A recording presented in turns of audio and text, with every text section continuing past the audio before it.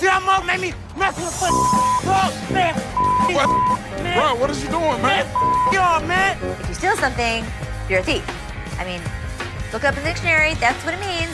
Bad parenting. The pawn shop door swings open, and a furious mother charges in like a bull in a china shop, demanding to know if her daughter sold her precious ring here. How you gonna sit here and tell me? You told me you brought it here, right?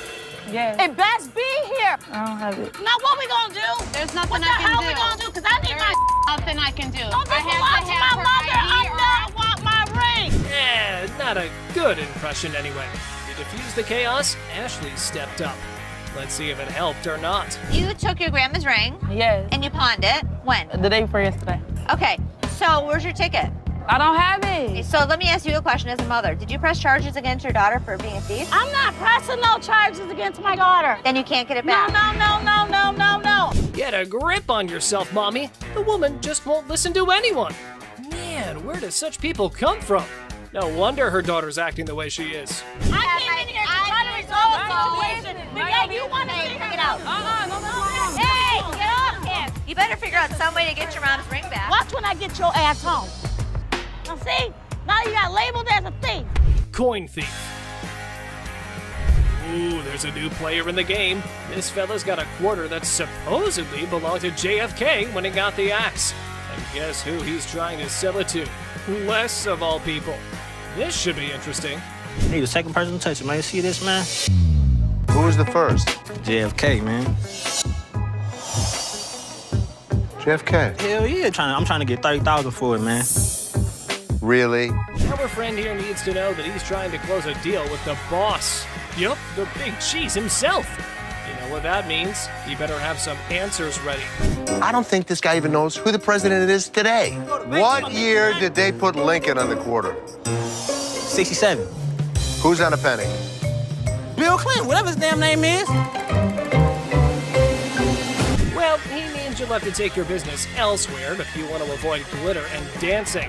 But anyway, this punk got mad, and here's what happened next. Want to go out for the pass? Please. Man, Follow him out. much, man. Man. Oh, you forgot to ask Let's you. go. See how Mo made me mess with the oh, man. Bro, what is you doing, man? Y'all, A young man from Dallas walks in, all proud of the watch that his grandma gave him, thinking is worth 500 bucks. But Les takes a look and points out some issues, saying it's not worth much. A man from Dallas walks in. What you got here? That's a watch my grandmother gave me. Uh-huh. And how much did you want? I'm trying to get 500. The guy's not having it. He wants to talk to someone who knows their stuff. Yeah, you see this discoloration on the side? No. Rose color metal in there, looks like copper. I see gold. But it's not gold. I wouldn't be able to take it. Can't give me nothing. Les tries to reassure him, but things go south. The guy's all frustrated, claiming his watch is worth 500 bucks, demanding to talk to the jeweler. Sorry. Can I talk to somebody that knows what they're doing? You can talk to me. Unless you're bullshitting me, man. I have to get home, man, this week. I understand that, but it's got no value. It does have value. Things begin to go south. This is a bunch of bullshit, man. I want to pawn my watch that's worth $500. Let me have you talk to my jeweler. Now, when the jeweler says it's basically worthless, things get wild. The guy goes off, and before you know it, he's getting escorted outside unceremoniously. Well, this guy's been in the jewelry business all of his life. He wants a $500 loan on a watch. What can you do with it? What are we doing? Well, I wouldn't really call him names. We're not calling you any names. Outside, he's still fuming, dropping some colorful words. It's a full-blown scene at the pawn shop. The guy wants his watch back, but Les isn't having it. Nothing. Stop being a bitch. This is the worst pawn shop in the city. It's a piece of dude. Give me my mother, man. Come over here and pick this bitch up. Yo, you, get him here. Let's go, my man. Yo, give me my buddy. Hands up. Hands up. Yes, sir. Yo. A customer eager to test the bike's functionality pushed to take it for a spin right inside the store. Horsepower I got? A lot. 600 cc's, my man. Seth, smelling something fishy, hesitates but agrees to check it outside. The customer, though, pushes to ride it down the road, making Seth suspicious of his motives. It's just pretty wild. I want to see what it's got. Can I get the keys? I want to see if it starts. I'm not turning it on in here, but if you want, we can take it outside. Now, it's clear that this customer might have some sketchy plans. Seth, playing it smart, doesn't let the guy take control of the bike. Hey, than a person he just met. You can't let me take the bike down the road. Now, the customer, thinking that he's all tough, brings in a friend, calling him his dog, trying to challenge Seth's authority. Let's try it out. Who's this guy? That's my dog. That's your dog? That's my dog. But guess what? Seth's got backup, Byron and the crew. Byron is known for his muscles ready to keep the peace. The customer, yeah, feeling overconfident, tries to provoke Byron, but it backfires big time. Byron takes charge and kicks him out. Understand? Why? You got somebody that's gonna stop me? Byron. Man, I don't need your dog. Come on, dog. You get over here and take care of this light work. Byron's big presence shows that loud barks don't always mean a big bite. The troublemakers learn the hard way that messing with Byron is a bad idea. Now, It don't matter where the fuck I'm from, man. You stay the out my face. That's all I can tell you. Show you whose face I'm getting. This your dog, right? You get up in my face. Have a nice day. Out my face. drama in the store, and Byron's not having any of it. These mother. I guess I had a big bark and a big bite, because I pushed both of them out of the... It's time for a showdown as the customer's all worked up about his busted lounger from the shop and he wants his money back. But surprise, he didn't keep the receipt. Money back. Ab lounger I bought here, man, workout. Now, this thing obviously couldn't handle what I was doing on it. So 2 days later, it don't even work. Let's lay it out. No receipt, no refund. But this customer's not having it. He's all about the money, not interested in an exchange, and things get loud. Security's on standby. Necessary to keep the receipt. I don't have a receipt. I didn't think I needed to keep it. There's nothing I can do for you without a receipt. If you had the receipt, I could give you an exchange. I could give you something. I don't want an exchange because it's probably going to be some again. How about you just get my money and then we won't have any more problems with this. The customer keeps pushing, not caring about security or anything else. He's dead set on getting his money back, even throwing out threats.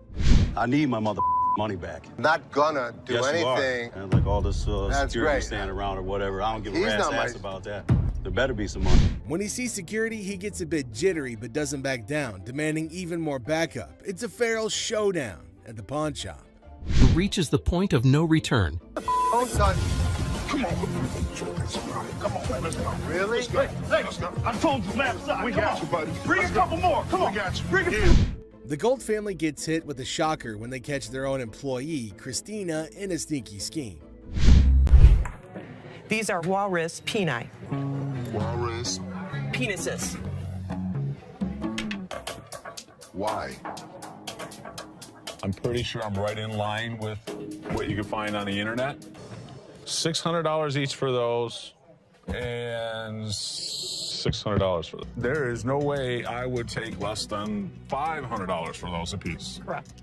Just wouldn't do it. Let me just go look. Two customers come in with some of the weirdest items you'll ever see on the show. Les has to take a second to understand what he's dealing with. Yeah, you're 100% right. How the hell did you know about that? Holy Bob. He's really proficient in anything that's hard. Yeah, I mean, this is it. My guy knows about these things. Right. Make us an offer. Thank you so much. Thanks for coming in. Bob is an expert on all sorts of things, including the reproductive parts of a male walrus, for some reason. The expert really saved Les a lot of money with his odd knowledge. Skull of an elephant. Really? It's very unusual. It's very unusual. How did you get it? My best friend had it, passed away, and I inherited this one. It's where the tusks were. I understand that. It came from Africa? Yeah, right. Well, I So- can promise you nobody's ever brought in an elephant skull, ever. That I can Little tell you. unique. How about 500? Nope. 500, I'll take it back. Throw it in my family room, even though my wife don't want it there. How about 12? How about 5,000. That's as low as I'm gonna go. It's definitely elephant season for Les, but will he be inclined to own this piece of an African elephant? Let me talk to my elephant expert. Africans are more expensive than the Asian ones. Africans are... So you don't really want to lug it back home, do you? No, I don't. So, 600. 700. 800. I believe he'll put it in his own personal collection. It'll have a decent home. You are Thank you. 51, 2, 3, 4, 5, 6, and 7. Thank you. Thank you. Les consults with his expert, and then he uses that advice to close down a good deal for the pawn shop. Robert Ashley, the deal expert, finds a customer with a car seat missing its base. Can Ashley make a deal, or will it turn into a funny situation? Ashley faces a funny moment. A customer wanted a Chilla scarf, but it's really just a bunny. Get ready for a wild time. So in walks this dude looking like he just stepped out of a heavy metal concert. Tattoos everywhere, face carved up like he had a disagreement with a razor blade. He's all like, hey, call me the devil. Seriously? Who does that? But hey, anyway, nice to meet you, Lucifer. Then he drops this bombshell. He's 2,500 years old. Seth's like, dude, you got me beat. Finally, someone older than my dad. But here's the kicker. He wants to swap his gold for some cash. Says money's the root of all evil. Yeah, buddy, you're really living the stereotype. 2,500 years old. Great. I finally got to meet somebody that's older than my dad. So how can I help you today? I want to get rid of this gold. Money's the root of all evil. This guy might take the cake for the weirdest guy that has ever walked through the store. How much you want? I could have gotten $650 for this stuff if I melted it down and sold it to my refinery. How about $500? Can't do it. It's $50 profit in this thing. So they're haggling. Seth offers $650, he wants $610, and they're dancing around like it's a satanic tango. But alas, the devil doesn't always get what he wants. Cue the sad violin. I guess we don't have a deal. So there Seth is, trying to make a deal with the devil, and he's all like, I want cash for my gold, and Seth's thinking, sure buddy, let me just grab my holy water. But seriously, with the negotiation, Seth offers him $650, he wants $610, and they're doing the demonic dance of the dollars. But in the end, no dice. No deal with the Prince of Darkness today, folks. Sorry, Satan. Maybe next time, bring a better pitchfork. Ashley introduces herself in a bubbly tone. Now Nana barges in, claiming that she was promised $400 for her 3-carat diamond earrings. She accuses Nicole of lying about the offer. Ashley Nana's outburst intensifies and she demands respect while causing a scene. Ashley calls for her removal, leading to a heated exchange. Nana storms out, hurling insults and leaving everybody exasperated. How are you? I'm doing okay. What can I help you with? Either trying to get a loan on it or you guys can buy it. Trying to sell it for maybe like one. The certificate and everything is in there. And the bag costs actually way more than that. Well, if you can tell, it's actually stained. Okay. All through here. I'm trying to sell it for $150 or get a loan $75 instead of the $50. Dealer Ashley is in the middle of a purse negotiation. Now she's trying to bargain her way through it, but it seems like she's hitting some roadblocks. The bag might be worth more, but it's stained. Now the dealer's not budging, despite the customer's attempts to reason. It's like watching a standoff at the OK Corral, but with handbags instead of firearms. It costs way more than this. Okay, but I'm not going to pay you for the amount that you think it's worth because it's stained. This is not one of the newer ones. This is not this season. I know about purses. Can I get some? A pepperoni-looking ass. Pepperoni ass? I don't even know what that means. Did she take a look at her own ass? Can I get somebody else? Now, things are getting pretty spicy. The customer isn't backing down, throwing out some colorful language and asking to talk to somebody else, maybe hoping for a more favorable deal. Now Ashley's standing firm, not letting the pepperoni insults get to her. It's a battle of wills over a bag, and nobody's giving an inch. Can't blame a girl for trying, though. Somebody else? Why do I have to talk to you? Because You disrespectful. I'm disrespectful and you call me a pepperoni ass? Ugly ass bitch. Can I talk to the owner? I'm the owner. You're not the owner. The owner is the other man. You must have. How you get here? You your way to the top. The tension's palpable, and the customer wants to escalate things, demanding to speak to the owner. All surprise twist, Ashley is the boss lady. So will the customer stick to her guns, or will she fold like a deck of cards? This customer was trying to sell a piece of jewelry that didn't exactly hit the specific weight to make him eligible to get the amount that he wanted to sell it for. It doesn't weigh enough for us to take it. Ain't no gravity in my... That's a pretty bold request that he's made, especially to an employee of said store. He wants me to take my jewelry off and put it with his so I can give him more than $5. $5. I'm sorry. That's all we can go. We're just not interested. $5. We're not interested. Before he can hold everyone else up, Les manages to get him away from the window. Thank you. So I can't get, nothing for it? Nah. Ain't nothing gonna work? We're not interested. Can't nothing go with it? I don't know what else you got to go with it. I ain't got nothing to go with. I'm asking y'all for something to go with it. Instead of just getting out of the store after all their business is over, this man decided to take a seat in one of the chairs in the store, which is a big no-no. No, he can go. I can't get a little bit from that. Hold on, man. Since he was being quite irrational, they decided to carry him out of the store, screaming and kicking. Can't get what I'm getting for. That's bull. That's bull. Seth is used to loud and rude customers, but this is the first time a customer tries to flirt with him. It throws Seth off balance for a second, but he proves that he's a businessman to the bone. What's your name again? I'm Seth. Oh, you cute. Yeah. Focus. Let me see your ring. Are you married? I'm good. That mean you're married? I'm good.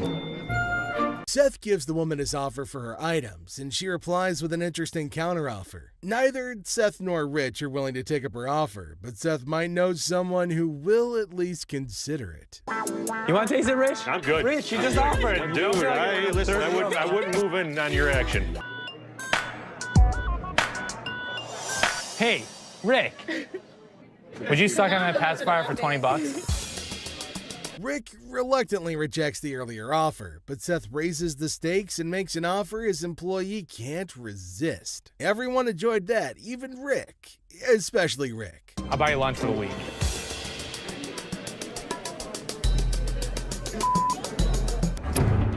Ready?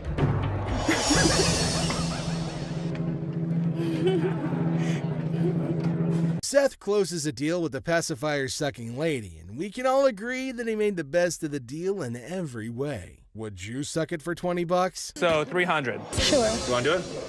Great. Thank you. For $300, she got a good deal and we got a good deal. This customer walks in with Travisky crystals. Seth has no idea what the hell these crystals are, but he knows what this woman has is not real. My grandmother gave me that ring before she passed away, and she told me that they were Travisky crystals. I'm not interested in your crystals. No, I'm not going anywhere until you give me some money for my crystals. Do you not understand English? The crystals may be fake, but not everything about this lady is fake, and she does her best to make that point to Seth. Me, personally, I'd rather buy a Kyber crystal. Something that's real. Really? These right here, they're real. They're real. Can I get some money for those? So you know what? All this fake ass. You don't know no crystals when you see a mother. You. Have you ever seen a devil walk into a pawn shop? If you haven't, then you're in luck. The next customer to walk in claims that he's the overlord of hell. Seth. They call me the devil. That's some freaky there, boy, let me tell you. Yeah. Yeah, he was a devil. Sure he was. Les doesn't care if this man is a 2,000-year-old fallen angel. The pawn shop owner is going to make a deal with the devil if he can make some profit from it. How long did it take you to get all these tattoos? Probably 2,000 years. How old are you? 2,500 years old. Tell me what you give me. The merchandise is worth scrap value. I could have gotten $650 for this stuff. I take $650. I can't give it to you. Sorry. Two old men come into the store looking to sell a computer that could go for a lot of money, if they sold it in 1997. We need some money. We're going to out west. We killed all the deer in Michigan, so we got to go out for bigger and better stuff. Most people don't get that aggravated when they bring in, like, ancient artifacts. Yeah, people collect these. Oh, they're antiques now. Both men don't want to leave without any money, but one look at security changes their mind. But that doesn't stop them from stringing along a list of profanities at Les and Seth. 0. How many times do I need to tell you? We're not interested in. Leave the store. I'm not taking it. Have a good day. Usually things calm down once the noisy customers are thrown out, but this time it gets even more chaotic. We're even treated to an unexpected showdown. I did not drop it on accident, man. I didn't break it. I thought it was you, man. Oh, that's good. Two men come into the store and make the weirdest purchases. While Les is happy to make sales, his curiosity gets the better of him. You certainly won't believe what these men want with these items. I was looking at the chainsaws over here. We have chainsaws. You make us deal on both of them? Sure I can. So what's all this stuff for? Home defense. What? Is that what The you put around zombie your yard? apocalypse is coming. Where other people see weird men, Les sees dollar bills. The veteran pawn shop owner goes into full salesman mode and makes even more profit from the hardcore zombie killers. Zombie apocalypse? But you know what? As long as they were buying, I'll listen to any bull they have to throw at me. Thank you very much. I'll have my guys write you up. I think we got a pretty good zombie kit today. Got us some chainsaws. You know what, Rich? You, get out of the store. Thank you. Seriously? You just came right in the middle of my sale like that? We sold it, right? That's right. That's what matters. Yes, it does. I cannot wait till Uncle Les comes back. Well, ask one more time. Did you say get out of my way, you bitch? It's been brought to my attention that you have told Linda to get away from me, you bitch. Prove it. I ain't did nothing. Les is pissed with the gutsy move Tony pulled when he refuses to speak the truth, asking for proof instead. Tell me the truth. I did nothing but sold coat to a customer of mine. Les tries to make Tony confess by taking what he considers a softer approach. Tell me the truth and you'll be okay. It don't matter. I'm gonna lose anyway. What's the difference to me? Whatever y'all gonna do, man. What kind of attitude you got with me? It ain't you. Come on, man. You know what I'm going through out here. You know what she's doing on purpose. Do I give a as long as you make the sales? I make the sale. After trying one last time, Les manages to get a confession out of Tony. Well, ask one more time. Did you say get out of my way, you bitch? I told you to be a long bitch. Get the real line. Since he confirmed he did violate the rules, Tony bags himself a suspension. All right. See you Saturday. Maybe. Although he successfully delivered punishment to Tony, Les failed as a boss when he refused to try to know what could have led to the issue. How many chances can I give this guy? Ashley, how many chances can I give you? Me? You! Seth calls in Ashley, Seth, and Karen over to his office to go over the results he got from their mystery shopper. While making rounds through the shop, Les finds out Rich wasn't in his post. Where the hell is he? Rich! Seeing that Rich had left the business in a bid for pleasure, Les calls him over for a chat in his office. I'm looking for you in layaway. Where the hell are you? I gotta sit in layaway all day long and just wait for something to happen. I needed to take care of something that was out on the floor. Les threatens to fire Rich, who had been a loyal employee at the shop for over 20 years. It arrives, and bam! A pirate ship vehicle pulls up. Believe it or not, folks, pirate ships are real. How cool is that? Shiver me timbers. Let's dig into more detail. Buck's mischievous grin invited the pawn shop guy to inspect his street-legal pirate ship, leaving him in disbelief at the ship rolling on the road. Chumlee, intrigued, joined Buck for a spin, both eagerly anticipating Rick's mysterious response. Buck, bursting with enthusiasm, showcased every detail, building suspense for Rick's impending reaction, creating a thrilling wait. Woo! I'm on a boat! What's up, ladies? As we explore the boat's details, prepare to be mesmerized. Buck's turned it into a luxurious entertainment-packed ship with TV and laser beams. Buck's living in a fantasy, folks. He bumped the price to $250,000, leaving Chumlee stunned with a $100,000 offer. Bargaining ensues, but hold on. Rick's entering the scene. Things are about to get even more interesting, don't you think? No, that's bull. Whatever. Oh, sorry. $250,000 for a pirate ship? Buck storms off in anger. But if you're in the market, he's your guy. Ahoy, mateys! Now, speaking of high prices, would you consider a $5,000 spectacle? Mr. Vital tempts Corey and Chumlee with a priceless 18th century onyx diamond and platinum flip spectacles. Who needs such luxury just to read? Ponder on that, folks. Hey, how's it going? Hey, what's happening?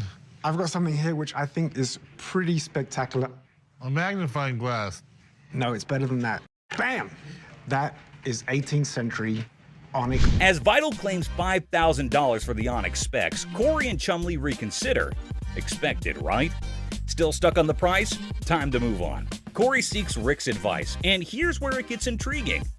Rick's jewelry expertise makes Vital's price take a U-turn, slamming down from $5,000 to a mysterious $700. Wonder what Rick knows. Probably 1920s, the whole Art Deco style. This was what was popular during the time period. Spectacles were probably first invented in the 13th century. This made Vital get really disappointed. Actually, that disappointment is acceptable, isn't it? The bargaining continued, and at last, at $850, Rick walked away as Vital stood disheartened. Does this help Rick or Corey or Chumley to negotiate better? Cheers. Thanks. You sure about that? Yeah, I'm sure. All right, I'll meet you down over here at the counter. All right, appreciate it. Antiques. Antiques are quite breathtaking and valuable. It does offer us millions and billions of cash, only if it's authentic. Let's meet a guy who tries to sell a fake 1888 Perseus and Pegasus statue by Emily Pacall. Who isn't fascinated by the great Greek mythology? The fables and morals are indeed captivating. One morning, a gentleman approaches Rick with an 1888 Perseus and Pegasus statue by Emily Pacall. Rick is astounded in seeing that artifact and claimed that if that's an original, it is indeed worth thousands. Wow, can you imagine, folks? One day you have a valuable artifact, the next second you have an I'm rich kind of moment. Something worth imagining, right, guys? How you doing, gentlemen? Oh, pretty good. I have a bronze statue I'd like to sell. Do you know much about it? I don't know what to tell you about that. The man listens patiently to Rick's captivating mythology theories and facts. Moments of calmness pass, but then the atmosphere shifts. Rick drops a bombshell. The artifact isn't an original, but a recast. Things escalate before you can guess, and even security hovers on the edge. Dramatic, isn't it, folks? 1930s, died around 1915. He did a lot of mythological stuff. It escalated way too fast, and the man was done and stormed off the place cussing Rick and the other men. People were surprised, but it was a regular day for Rick. Rick's life is quite adventurous and fun, isn't it, guys? Let's research more about Rick's day-to-day meetings, shall we? Photographs are said to be the doors to the past. We live ourselves through photographs again and again. But what if the photographs are made to lie or to make money? Isn't that point of view interesting?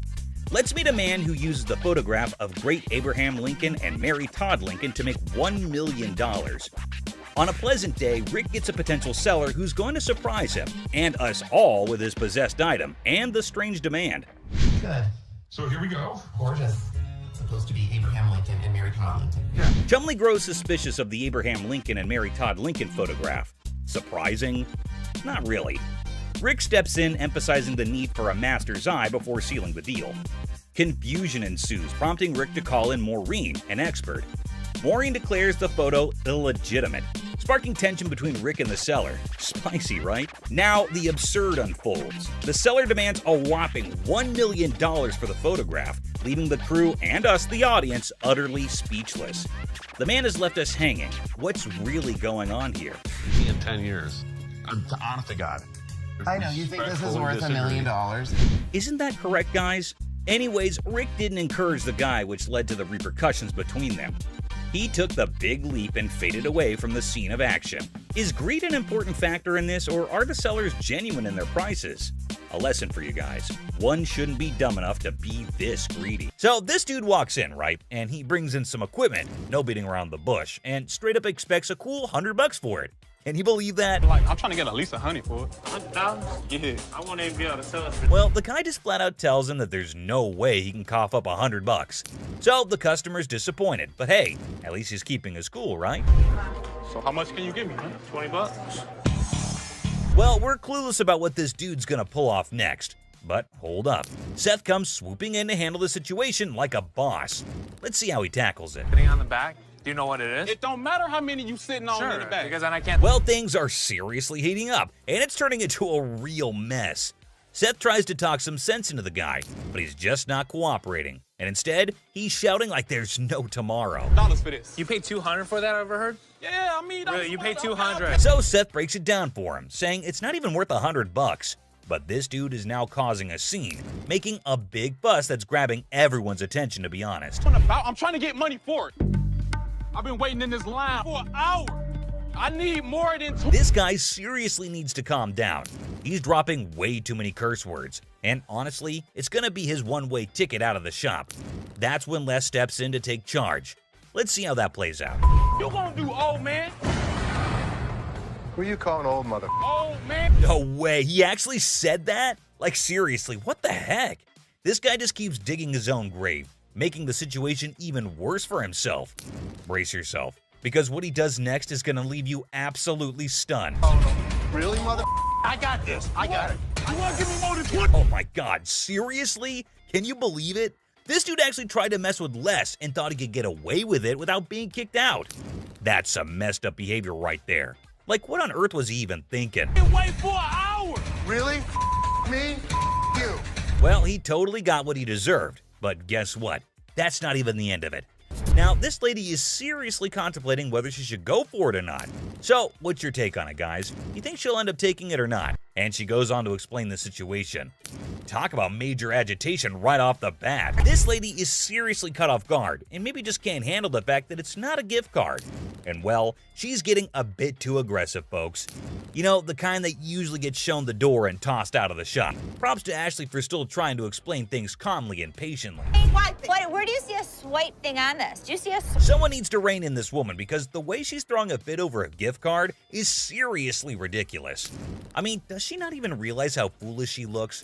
Just look at her, still going on and making an absolute spectacle of herself. Somebody want to buy an Apple burger? And last but not least, we get this other dude who goes absolutely bonkers. But here's the kicker. It's not about something he wants to buy or pawn. Now, you might be wondering, what on earth set him off then? Well, keep watching to find out. Hey, how you doing? I'm here to buy an engagement ring. So, no kidding, this guy is actually here to buy an engagement ring. Whoa, that's some exciting news, isn't it? Les coolly presents a selection of engagement rings, and you'd think everything would go smoothly, right? Well, except for the blaring car horns outside, because of course, nothing can be too easy. Oh, damn. So that's the reason for all the honking? There's a massive truck just sitting smack in the middle of the parking lot. Now, take a wild guess. Whose truck do you think that might be? Come on, give it a shot. It's not rocket science. Semi-truck. And then it's white gold.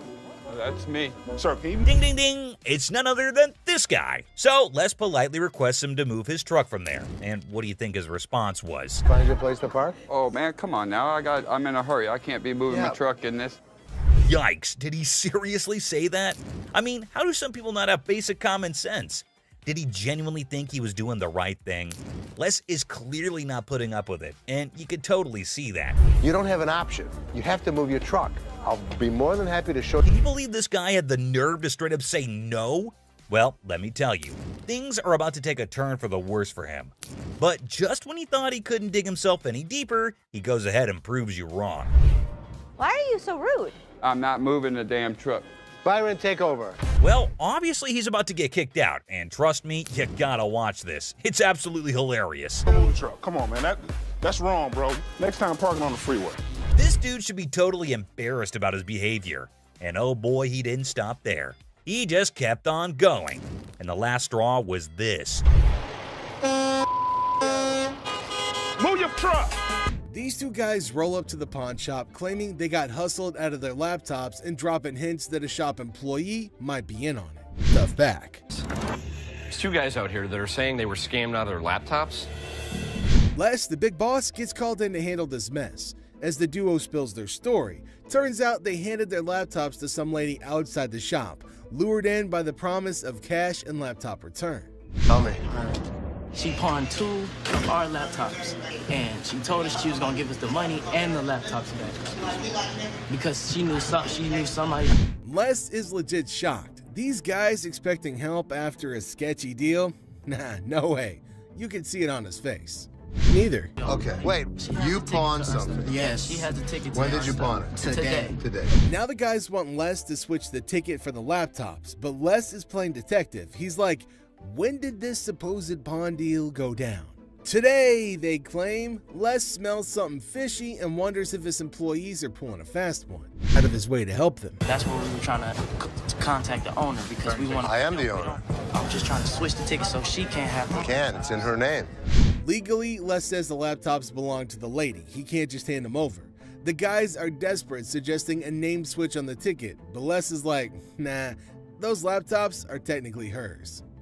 I wanted to know if I can't do it because, according to law, they belong to her, not you. Oh my God, Sale. You just Okay, so Les is in the mood. If they can ID the employee involved, he'll hand back their computers. They leave, but they can't deliver, depending whoever the employee is. If you can find out which one of my employees, you give me the guy's name, I'll give you the computers. Find me out what I need to know, I can make magic happen. Les, a pawn shop pro, suggests they hit up the cops and file a report. Guys are desperate, try to negotiate, but Les shuts down any rule bending. Every transaction we did today is still accounted for, so it's here. All you guys need to do is fill out a police report, so we can handle it that way. Les shuts down any notion of bending the rules, highlighting that their laptops belong to the lady. any way I can just switch the name. No, because they're in her name. They technically belong to her. And they don't belong to her. Les makes it clear they're not getting their stuff back without paying for it. If any of that. Inside job, and once we figured out, we came back and trying to tell you. No, that's not the way it went. That's not the way it went. The way it went was, you pawn your laptops to this pawn shop. Les drops the truth bomb. No laptops without paying. It's a lesson on greed. Here's the way it works. Nobody gets out of pawn without paying for it, and nothing goes out the back door. The boy still thought, hold up. So this dude walks into the shop all chill, just looking for some help with the table. But out of nowhere, he switches to R-rated mode, throwing around some colorful language. Let me lay on this mother. This is a sex table? Damn, I'll get some on this mother boy. Come on, Ashley, man. Les isn't having any of it. Bitch, that's what I've been screaming for. Come here. Get your ass over and shut up. He's like, Ashley, we need backup. Shut this down. Now it's getting wild. Dude is on a bed. There's commotion. It's like a party, but not the good kind. Get kicked in the face? Look, let me ask you something. No, you be quiet. Look, come this way, baby. If you let me, I'll be slapping that ass. Les steps in and drops the truth bomb. We're not turning this place into a free-for-all. But hold on, he's not just playing referee. There's the threat of a face kick. Yikes. Really? We don't think so? You don't disrespect my daughter-in-law? Les isn't messing around. He tells the customer to get off the bed, making it crystal clear, don't mess with my family. It's family. I'll tear that up, boy. I'll tear that up. Tear that out of here. Understand that? Don't. The customer throws out an apology, but man, what a scene, right? Put my kid. I'm sorry, man. Don't put my kid. I'm sorry, Les. I'm sorry, man. This guy, Mark Hollingsworth, waltzes into the shop with a kind of sketchy idea. He's all like, I own this company dealing with watches, cars, and parking problems. But trust me, his sales pitch is as smooth as sandpaper. Yes, Mark Hollingsworth. Mark Hollingsworth. Do you have a company out that does any of your, watches your lot or anything like that, takes any of the cars out? We do. Right off the bat, it's clear Mark's trying some passive-aggressive marketing. Les isn't buying it, though. Mark's still pushing, suggesting towing away illegally parked cars. Les, smelling potential scams, puts his foot down. No signing anything. Better business venture than what? Well, then probably what you're working out right now. I must be missing something. Okay, well, there's nothing to be missing. If somebody's parked illegally, we want to be... Tension builds as Mark insists on linking their businesses. Les draws the line, saying Mark can't come in and shake him down. It gets really intense, and Les gives Mark an ultimatum. Leave or get tossed out. I want the business. We're kind of working the area right here. What does that mean? Well, I'm going to give you... Les, not one to back down, successfully kicks Mark out.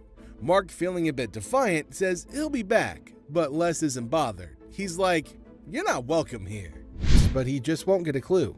This is going to be our business as well. No, it's definitely not going to be. Listen. No, you listen. You are not coming into my business and trying... Very nice way to promote a business. Right here, Here's the way it's going to work, sir. You can leave nicely, or we can throw your ass out. I tried coming in. Nobody comes in here shaking me down. Do you understand that? Les has got grit and refuses to fall for dodgy deals. Mark's attempt to twist his way into a business thing totally backfires, leaving Les with one message. His pawn shop isn't a playground for shady schemes. I'm not leaving anywhere right Yeah, of course you're not. I'll be back in this. All right, come on back. And him, and... Well, at least they... Seat Showdown Comedy. In a strange pawn shop turned into an airplane seat sale, things got wild when a gutsy and unusual woman decided to turn the whole event into a comedy show. Picture her like a sneaky cat strolling over to a chair and ignoring the "Don't Sit" sign as if it were garbage. It was as if your rebellious grandma suddenly took center stage, tossing caution and posters to the wind.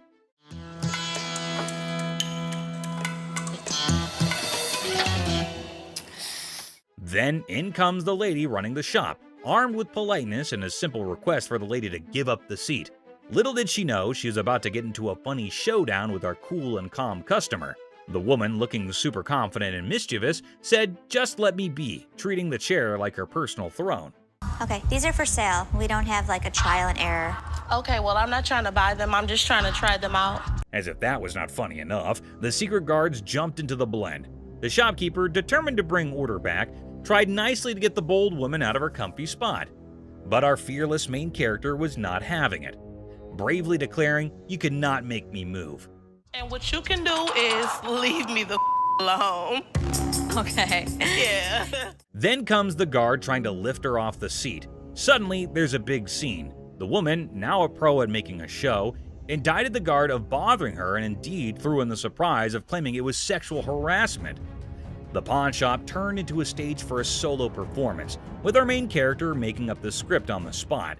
No, thank you. No, you can get your hand off. Get your hands off of me. Get your hands off. But the comedy did not stop there. Wanting to leave with a bang, our leading lady dramatically fell to the bottom, blaming the confused guard for pushing her. The shop, once a place for buying and selling, turned into a theater for a funny play where reality and silliness conflicted in the most hilarious way.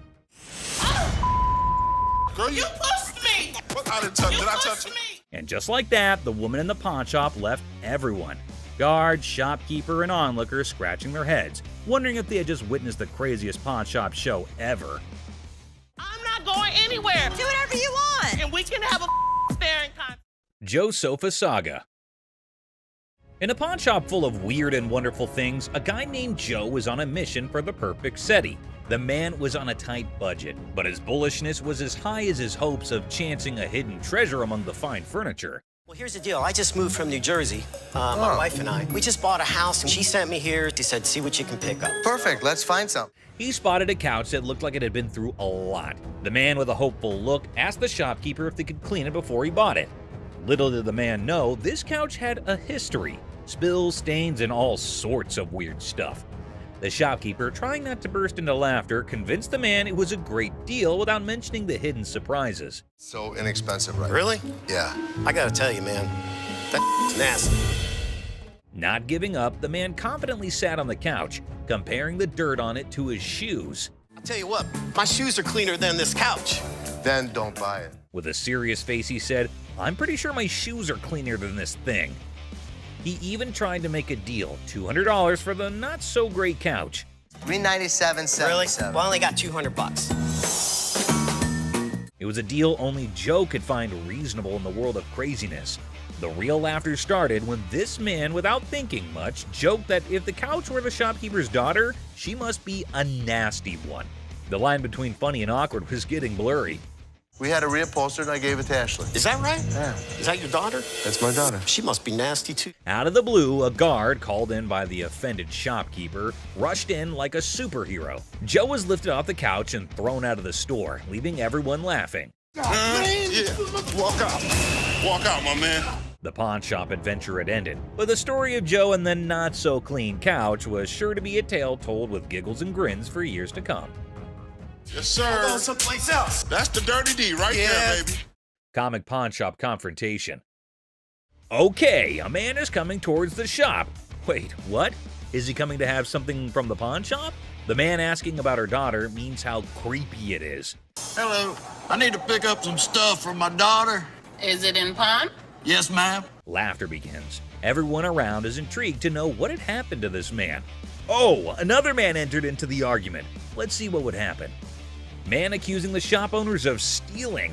How crazy this man is, constantly accusing them of being thieves. No, I want the stuff. Yeah, but without the ticket, we can't give it to you. The man is constantly infuriating them and sees he has come out the carbon.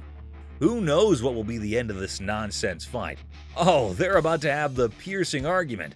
I'm here, I want the stuff now. And what's he gonna do? The man called the guard to throw him out, but see, the man is not in control.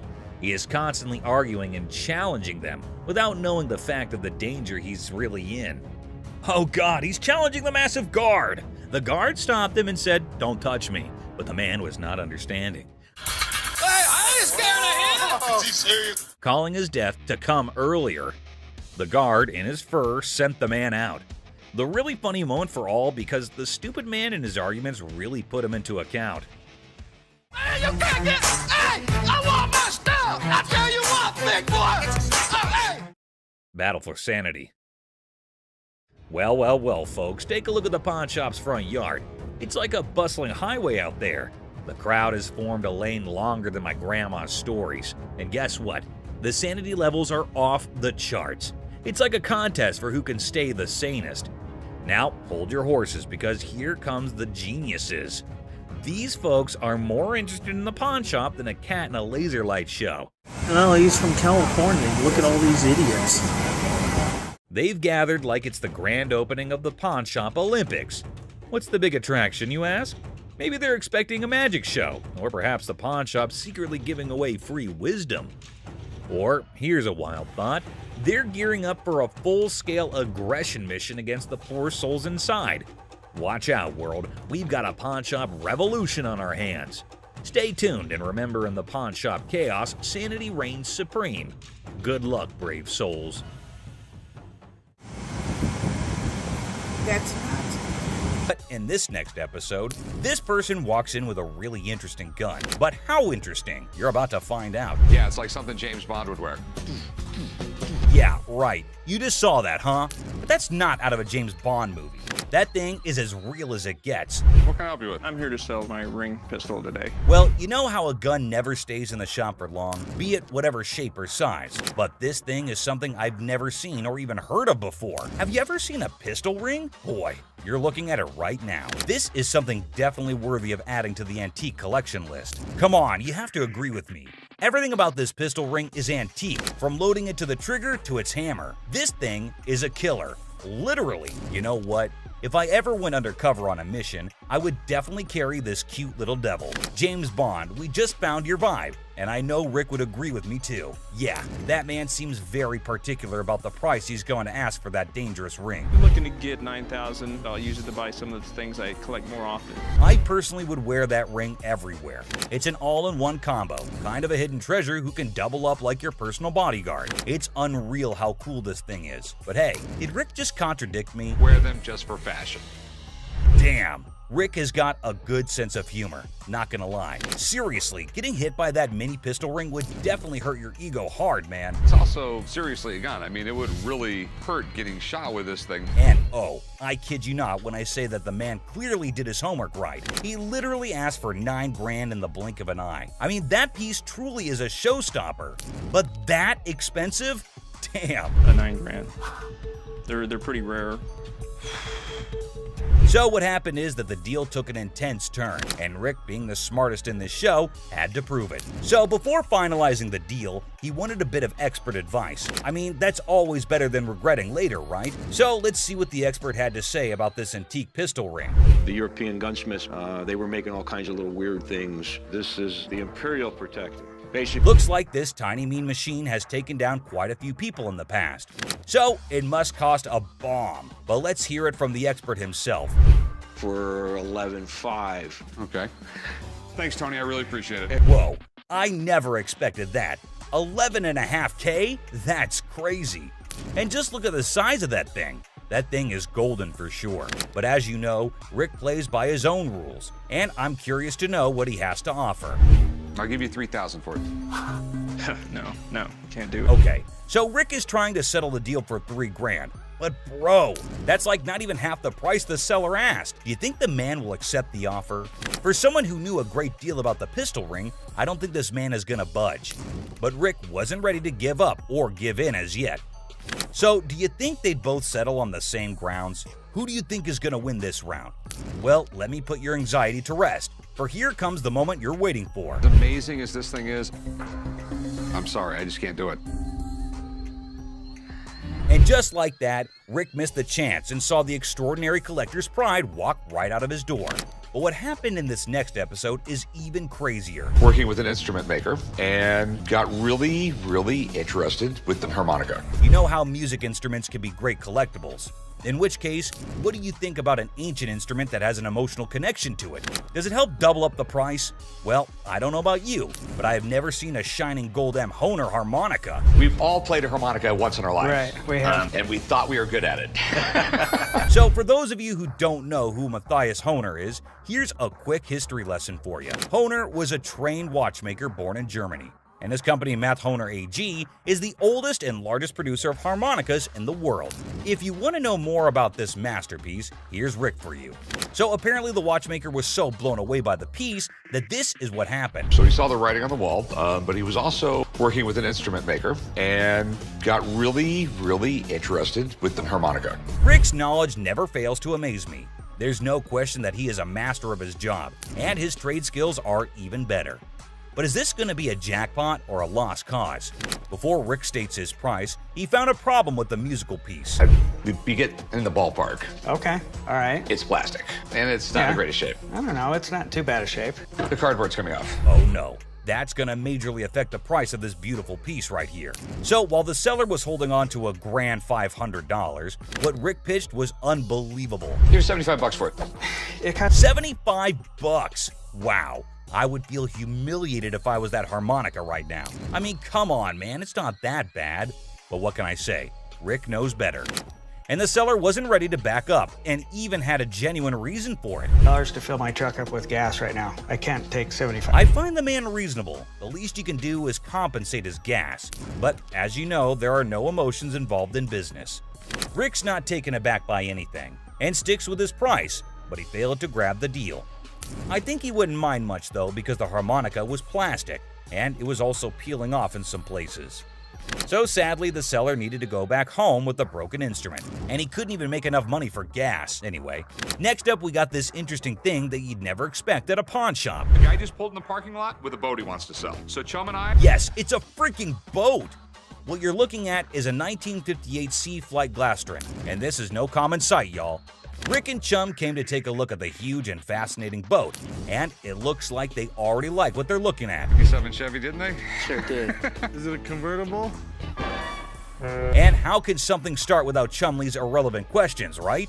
Like always, he was more worried about the boat being convertible or not. Well, Chum, you definitely cannot expect everything to be fancy, okay? Despite that, I can't help but love Chumley's confidence. Meanwhile, the seller has made up his mind to demand a hefty $10,500 for the boat. Let's hope he can make just as much from the master of negotiation. And this time, the item in question was a timeless beauty, created in 1958, standing tall, defying the effects of time. Whoever maintained it surely did it with the utmost care and dedication. Great work right there, but I think someone is already getting busy coming up with the numbers. It looks just like the 57 Chevy I got for the old man's birthday. It's definitely tempting because Rick's already deciding how he was going to pitch this look-alike a 57 Chevy. this Glastron boat is awesome, but boats are tough to sell. So it has to be a home. Like he already said, boats are money pits. I mean, nobody would want to keep this huge boat in their homes as an antique. Quite rare, as the word suggests itself. But this seller is definitely giving Rick tough competition. With all that USP knowledge he was throwing about, he came in here ready to face the pawnbroking world. Do you know why? Because it was a little 17-foot boat. No, because it was fiberglass. No more wood boats. Wood boats were moving out. But what happened next was totally unexpected. 10-5. In an unexpected turn, the owner of the boat bravely revealed a startling price tag, $10,500. Wow, that's crazy. What do you think Rick is gonna do? Will he buy it or break it? I don't even want to make you an offer. There's too much work that's got to be done for me to make anything. Did you see that? Rick didn't even make an attempt to convince the donor to accept a lesser price. But that's exactly what the show is all about, expecting the unexpected. But you cannot miss this museum piece that just made its entry. Ain't no mother receipt. It ain't no receipt. Finish listening. No. I think it's time to leave. I'm not going nowhere.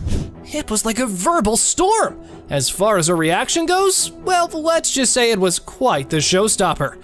Let's see how Ashley handled the situation. This is Joe. How you He's doing, gonna show you to the front door. Wait a minute, now.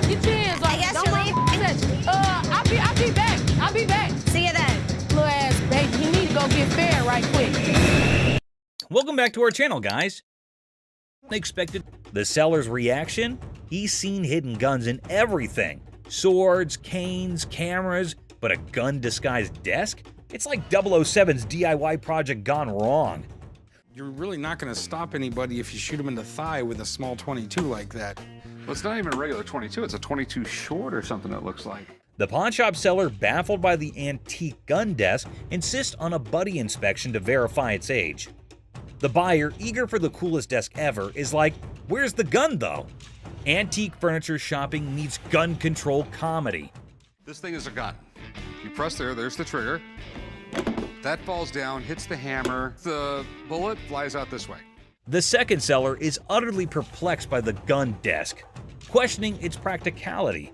He's pondering who would buy a tiny desk with a hidden firearm. Meanwhile, the buyer's probably thinking, well, it's the perfect desk for a high-stakes game of hide and express their displeasure, demanding a prize from the machine. The situation escalates and the guard steps in to address the misunderstanding. Let's go out. Let's go. Well, just keep walking, man. Keep walking. Don't tell me what's going on. Come on. Y'all out of order. The conflict peaks as the women continue to argue for a manager's intervention. The guard ultimately expels them from the pawn shop, concluding the incident. Bubble hockey. Bubble hockey. Detroit Classic. I'm thinking $2,500. How much did you pay for it 10 years ago? $3,500. A pawn shop encounter unfolds as a customer eyes a bubble hockey game. Negotiations kick off with a customer seeking $2,500, but the pawnbroker questions the value. Under $1,000. Maybe we work out a little game, winner gets the price.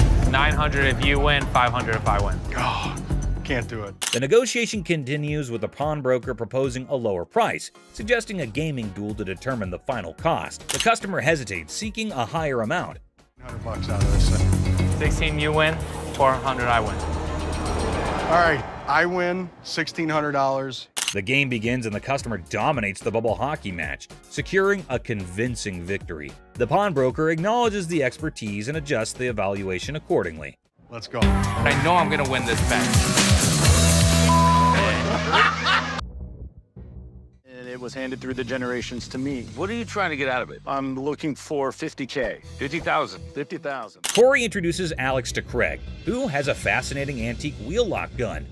The guys are amazed by its rarity and history, and Alex is about to share some cool facts. Man, this is stunning. Dating from about 1600s. I've never seen anything like it before, but he's asking $50,000. Alex dives into the history of the wheel lock, revealing it's a German-made firearm from the 1600s. Craig is nervously considering a $50,000 price tag. Alex suggests a test at the range. Yeah, this is special. I love this wheel lock. And you still want 50 grand for it? Absolutely. After research, Alex discovers that the gun belonged to a Prince Archbishop's personal guard. The guys head to the range for a nerve-wracking but successful test, and Craig's asking price is discussed. Nice! What do you think it's worth now? I think it's $40,000. In a quirky twist, Corey notices aggressively, and Alex estimates its value at $40,000. Not as easily as I could do 30. I would go 32.5. We'll lose it over that. We'll do 32.5. The negotiation begins with Corey expressing admiration for the unique gun. After some back and forth, they settle on $32,000 Churchill letter. A historical dealer brings a Winston Churchill letter to the pawn shop. The seller's writing? Not so great. But hey, the Jack Kevorkian Volkswagen van shakes things up. The chopper deal is done, but now Churchill's letter gets a comedic problem. But oh snap, it's tagged at a hefty $75. Cold, hard cash, not Monopoly money.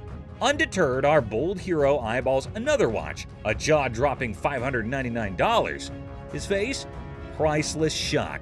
Unfazed, he blurts, "Yes, I want it!" Then comes the knee slapper. He pulls out a crumbled $2 bill. The shopkeeper holds back laughter, educates him. "That's $2,000, sir." It's a $2 bill. Okay, and it's worth $2,000. You can practically see the gears in the guy's noggin spinning, desperately seeking a way out. "Anyone up for a cash exchange?" he suggests, madness twinkling in his eyes. The shopkeeper, smelling trouble, hesitates, perhaps a financial genius or a victim of too many cartoons. In a wild finale, our hero with a mischievous grin hurls absurd insults like, "You're chunky with a giraffe-like neck." The bewildered shopkeeper calls in the guard. Enter the guard, booting out the funny guy, leaving the shop in stitches. Have a good day. Big Mouth is hungry. Unexpected drama. Strap in for a wild pawn shop ride. A lady steals the spotlight, but surprise, Mr. Sneaky tiptoes in for a bear hug, sparking unexpected drama. Gasps echo as the leading lady jumps, but it's just a playful fella.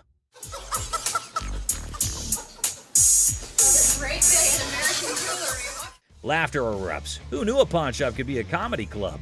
In this 6-second snippet, the pawn shop transforms into a stage for unexpected antics, surprising and delighting in this unlikely comedy setting. Great day in American jewelry. What can I say? In the chaotic shop hustle, a dude flaunts a watch that could fund a small country. The shopkeeper, hungry for a bargain, attempts a haggling dance. But Mr. Watch Wizard wants stacks on stacks. I came over to sell a beautiful watch. Okay? Tell me a little about it. Cue the dramatic moment as the shopkeeper grabs him, yelling, "Hold up, time traveler!" Suspense builds as they investigate. Is it legit or a fancy imposter? Get ready for the ticking truth. So, can you come back in about an hour? No problem. Perfect. I'll see you in about an hour. Thank you. Picture our man playing Sherlock, sneakily starting the girl checking the watch. Instead of screams, laughter erupts. A mischievous symphony until the fun police arrive. An authoritative figure sternly commands, "Stop right there!" Giggles turn into awkward coughs. Lesson learned. Messing with the timepiece police is no joke.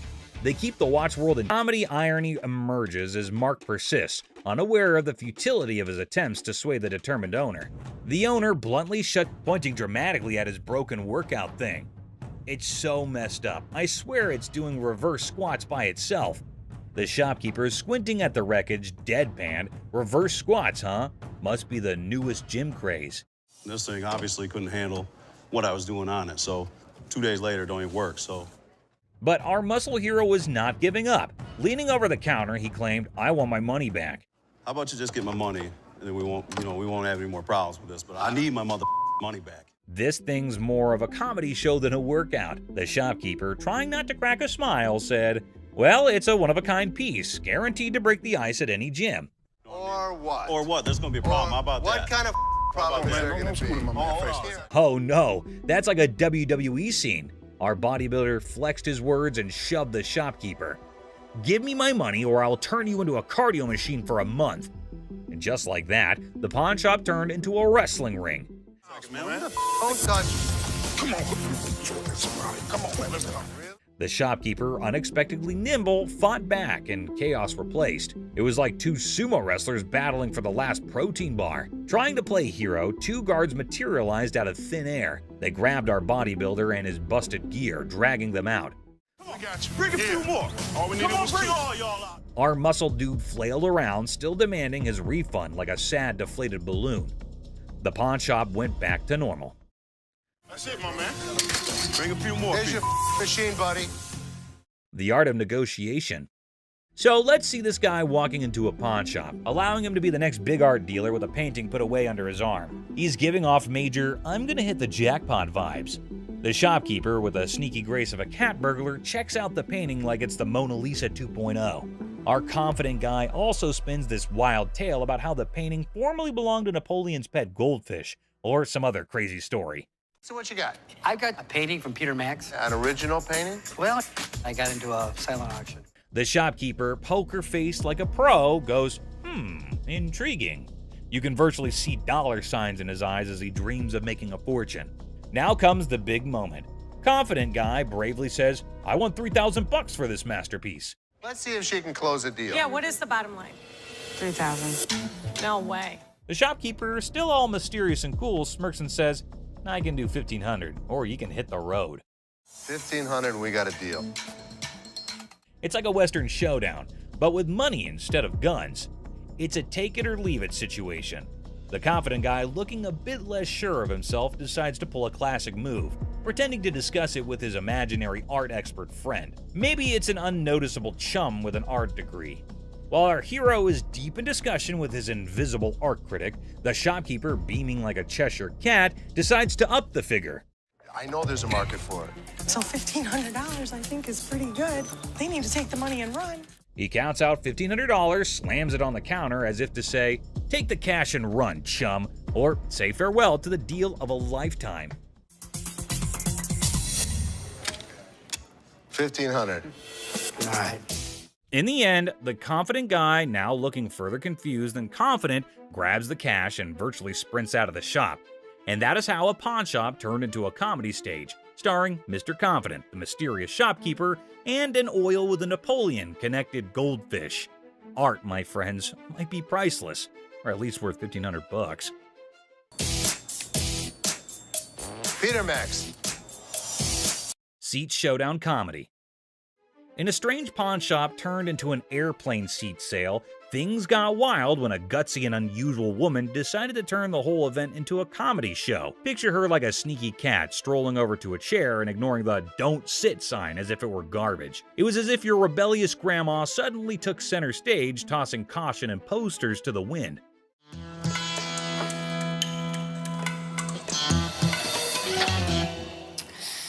Then in comes the lady running the shop, armed with politeness and a simple request for the lady to give up the seat. Little did she know she was about to get into a funny showdown with our cool and calm customer. The woman, looking super confident and mischievous, said, "Just let me be," treating the chair like her personal throne. Okay, these are for sale. We don't have like a trial and error. Okay, well, I'm not trying to buy them. I'm just trying to try them out. As if that was not funny enough, the secret guards jumped into the blend.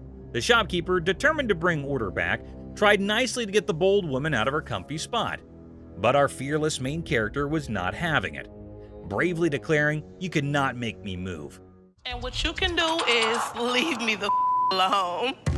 Okay. Yeah. Then comes the guard trying to lift her off the seat. Suddenly, there's a big scene. The woman, now a pro at making a show, indicted the guard of bothering her and indeed threw in the surprise of claiming it was sexual harassment. The pawn shop turned into a stage for a solo performance, with our main character making up the script on the spot. No, thank you. Killing up No, out of here, no, you can get your hand off. Get your hands off of me. Get your hands off. But the comedy did not stop there. Wanting to leave with a bang, our leading lady dramatically fell to the bottom, blaming the confused guard for pushing her. The shop, once a place for buying and selling, turned into a theater for a funny play where reality and silliness conflicted in the most hilarious way. Girl, You pushed me. What? I didn't touch. Did I touch you? And just like that, the woman in the pawn shop left everyone. Guard, shopkeeper, and onlookers scratching their heads, wondering if they had just witnessed the craziest pawn shop show ever. I'm not going anywhere. Do whatever you want. And we can have a staring contest. Joe Sofa Saga. In a pawn shop full of weird and wonderful things, a guy named Joe was on a mission for the perfect SETI. The man was on a tight budget, but his bullishness was as high as his hopes of chancing a hidden treasure among the fine furniture. Well, here's the deal. I just moved from New Jersey, my wife and I. We just bought a house, and she sent me here. She said, see what you can pick up. Perfect. Let's find some. He spotted a couch that looked like it had been through a lot. The man with a hopeful look asked the shopkeeper if they could clean it before he bought it. Little did the man know, this couch had a history. Spills, stains, and all sorts of weird stuff. The shopkeeper, trying not to burst into laughter, convinced the man it was a great deal without mentioning the hidden surprises. So inexpensive, right? Really? Yeah. I gotta tell you, man, that's nasty. Not giving up, the man confidently sat on the couch, comparing the dirt on it to his shoes. I'll tell you what, my shoes are cleaner than this couch. Then don't buy it. With a serious face, he said, "I'm pretty sure my shoes are cleaner than this thing." He even tried to make a deal, $200 for the not-so-great couch. $397.77. Really? Well, I only got $200. It was a deal only Joe could find reasonable in the world of craziness. The real laughter started when this man, without thinking much, joked that if the couch were the shopkeeper's daughter, she must be a nasty one. The line between funny and awkward was getting blurry. We had a reupholster and I gave it to Ashley. Is that right? Yeah. Is that your daughter? That's my daughter. She must be nasty, too. Out of the blue, a guard, called in by the offended shopkeeper, rushed in like a superhero. Joe was lifted off the couch and thrown out of the store, leaving everyone laughing. Yeah. Walk out. Walk out, my man. The pawn shop adventure had ended, but the story of Joe and the not-so-clean couch was sure to be a tale told with giggles and grins for years to come. Yes, sir. I'll go someplace else. That's the dirty D right there, baby. Comic pawn shop confrontation. Okay, a man is coming towards the shop. Wait, what? Is he coming to have something from the pawn shop? The man asking about her daughter means how creepy it is. Hello. I need to pick up some stuff for my daughter. Is it in pawn? Yes, ma'am. Laughter begins. Everyone around is intrigued to know what had happened to this man. Oh, another man entered into the argument. Let's see what would happen. Man accusing the shop owners of stealing. How crazy this man is, constantly accusing them of being thieves. No, I want the stuff. Yeah, but without the ticket, we can't give it to you. The man is constantly infuriating them and sees he has come out the carbon. Who knows what will be the end of this nonsense fight? Oh, they're about to have the piercing argument. I'm here, I want the stuff now. And what's he gonna do? The man called the guard to throw him out, but see, the man is not in control. He is constantly arguing and challenging them without knowing the fact of the danger he's really in. Oh God, he's challenging the massive guard. The guard stopped him and said, "Don't touch me," but the man was not understanding. Hey, I ain't scared of him. Is he serious? Calling his death to come earlier. The guard, in his fur, sent the man out. The really funny moment for all because the stupid man in his arguments really put him into account. Hey, you can't get... Hey, I want my stuff. I tell you what, big boy. Hey. Battle for sanity. Well, folks, take a look at the pawn shop's front yard. It's like a bustling highway out there. The crowd has formed a lane longer than my grandma's stories. And guess what? The sanity levels are off the charts. It's like a contest for who can stay the sanest. Now, hold your horses because here comes the geniuses. These folks are more interested in the pawn shop than a cat in a laser light show. Well, he's from California. Look at all these idiots. They've gathered like it's the grand opening of the Pawn Shop Olympics. What's the big attraction, you ask? Maybe they're expecting a magic show, or perhaps the pawn shop secretly giving away free wisdom. Or, here's a wild thought, they're gearing up for a full-scale aggression mission against the poor souls inside. Watch out, world, we've got a pawn shop revolution on our hands. Stay tuned and remember in the pawn shop chaos, sanity reigns supreme. Good luck, brave souls. That's not. Clueless heist hijinks. Well, howdy there, folks. We've got a Lone Ranger in the pawn shop, sipping on his secret drink like he's the king of mystery. Little does he know, he's the star of a hidden camera show. Talk about being clueless and camera shy. Hold your horses. Looks like our man might be plotting some grand heist, doing his best Sherlock impression. He's scouting the joint, probably trying to find the perfect spot for his not-so-genius plan. But wait, he's still in the game. What on earth is he searching for in the pawn shop? Maybe lost treasure for his car keys? The suspense is killing me. Oh dear, he's now at the other counter. This fella is like a headless chicken wandering around without a purpose. Somebody give him a map or a snack at least. Buckle up, folks. Our wannabe detective just upgraded to a full-blown thief. Watch him waltzing around planning the perfect crime, and bingo! He pulls off a smooth exit, leaving the scene like he just won a game of hide-and-seek. Hold your belly laughs, our genius thief is back on camera, sneakily hiding his loot in his trousers. Smooth moves, my friend, smooth moves. And there he goes, strolling out of the pawn shop like he's won the lottery. Thinks he's the mastermind of the century, leaving behind a trail of stolen goods and a whole lot of laughs. What a character. Antique computers. Have a good day. Wonderful. So much. You too. Two tech-savvy grandpas strut into a pawn shop, seeking a fortune for antique computers. Instead, they're hit with a vintage rejection. Bastards, you can't give me a When one grandpa clumsily breaks a computer, he pulls a move straight from the sitcom handbook. Accidental comedy at its finest.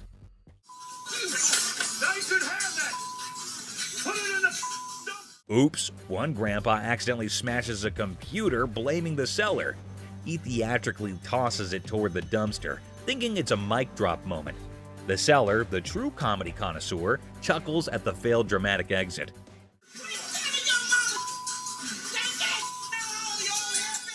Here comes the queen of sass. A lady emerges roasting the old hillbillies and offering them an A-grade exit.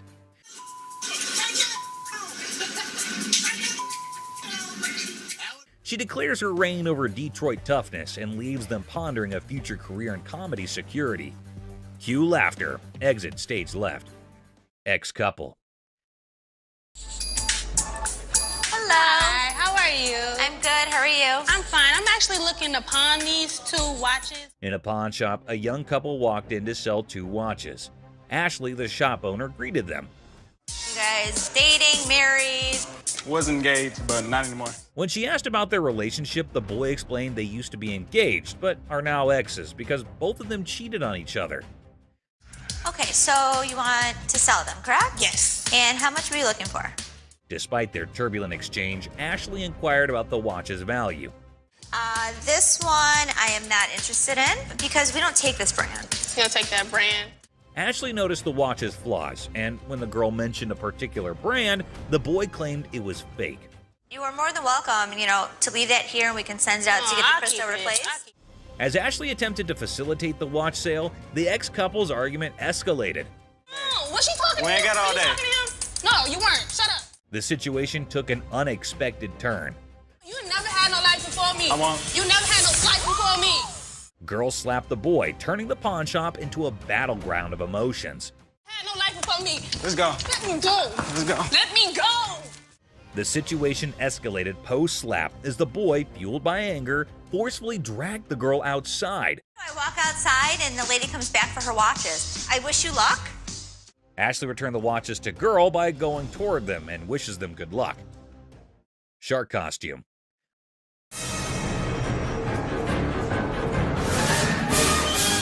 A fantastic character, half man, half shark, enters a pawn shop. Yeah, I'm a professional mascot during the daytime. At night, I'm a dancer. Claiming to be a daytime mascot and a nighttime dance sensation. $800, that's all I want. This guy is so bizarre. Les, skeptical, questions the shark man about his $900 financial request, leaving the room stunned. Don't they have those in Halloween costume stores? Les dismisses an awesome shark costume as a Halloween costume, but Rick takes it on, turning the pawn shop into a makeshift underwater comedy club, despite Ashley's rejects due to an unpleasant odor. See? It works. $800. Les, a pawn shop owner, is captivated by a customer who demands $800. You're missing a speeder. Oh my God. But when he reveals his naked self, Les's jaw drops. Hey, where's Ashley going with the naked guy? Tom, between amusement and disbelief, Les performs the quickest eviction in pawn shop history, leaving the customer high and dry. Ching Chong TV. Girlfriend's about to fly back home without me. I have no money. It's the only way I'm gonna be able to go. Right. I want $200 for it. 200 for that? A hat-wearing kid strolls into a pawn shop, hoping to score $200 for his TV. The seller, feeling frugal, counters with a generous $15. What brand is that? Ching Chong. The boy, trying to lighten the mood, drops a Ching Chong brand joke, turning a place into a comedy club for skeptical sellers. 200 for that? Yeah. Never gonna happen. 13-inch TVs, I sell them for $15. Our persistent TV peddler keeps pushing for more cash for his 13-inch Marvel, but the savvy seller sticks to his guns at $15. Come on, please. I don't want to get stuck in a tray. The boy, desperate to impress his TV-loving girlfriend, gets sadder than a clown without his makeup. Girlfriend's about to fly back home without me. I have no money. It's the only way I'm gonna be able to go. Right. I want $200 for it. 200 for that? The seller, unamused, directs him out, ensuring love won't cost him more than $15 today.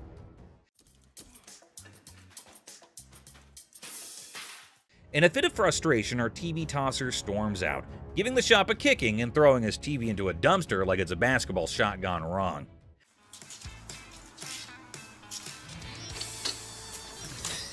The seller, shaken but not stirred, mutters, "Idiot," and commands him to exit. You're gonna make me leave? Pretty much. Get the out of here. Get off my property. Asserting his control over the TV tossing theatrics. It's a dumpster diving comedy masterpiece in 3 acts. Brain, not brawn. I got a loan on my wife's ring. Yeah? And when I first started coming here, I got a VIP card. I got more on the loan. Now you guys put me to a gold card, and I get nothing out of it. A bald customer, frustrated over a loan on his wife's ring, seeks resolution from the manager over a VIP card upgrade and the perceived lack of benefits. Tensions rise as they discuss the situation. No, the VIP is the gold. They're both one the same. We offer a promotion at American Joy and Loan. It's called a Gold Card membership. It gets more money in people's pockets if they want to get a loan and allows you to save money if you want to buy something. The pawn shop employee tries to explain the Gold Card system's benefits, but the customer remains frustrated. I am hearing you, but you're not listening to me. Tensions rise as the employee insists on the procedure, leading to anger, questioning, and physical comparisons. You think this is funny? I don't think it's funny. I think that there's something wrong when you start hitting your head against the side of the window. Creating an atmosphere of animosity and miscommunication. What are you going to do about it? I'm not going to do anything about it. What are you going to do about it? The customer and employee engage in verbal sparring, escalating tensions. Whatever I have to. You need to get out of my face, bro. Okay, I'm sorry. Let me scoot back. Really? The guard asserts their position, urging the customer to step back. The customer refuses, escalating the confrontation, leaving the atmosphere charged with hostility and unresolved conflict. Hell no.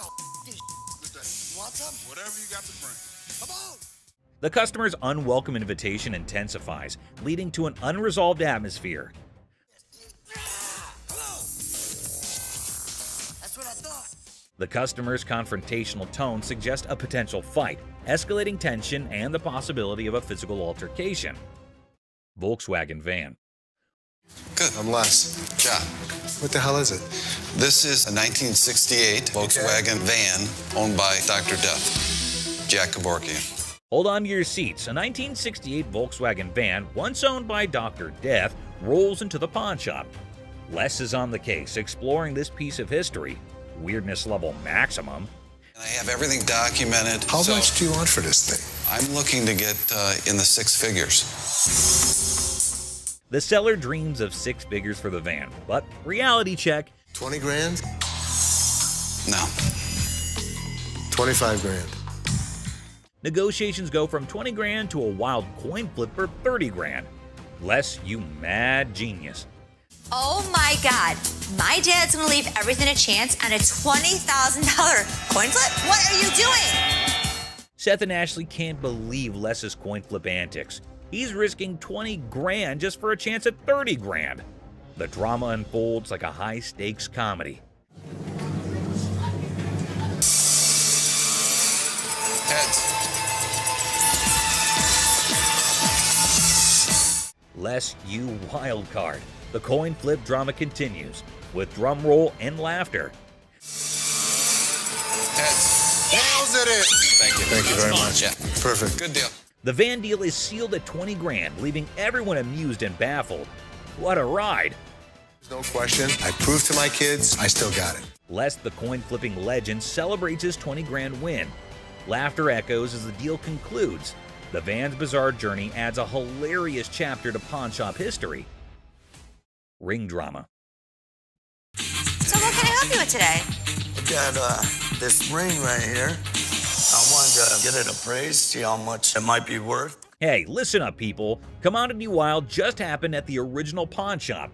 Imagine this dude who looks like he just rocked out at a concert stepping in, holding a ring that has probably seen more action than a library book.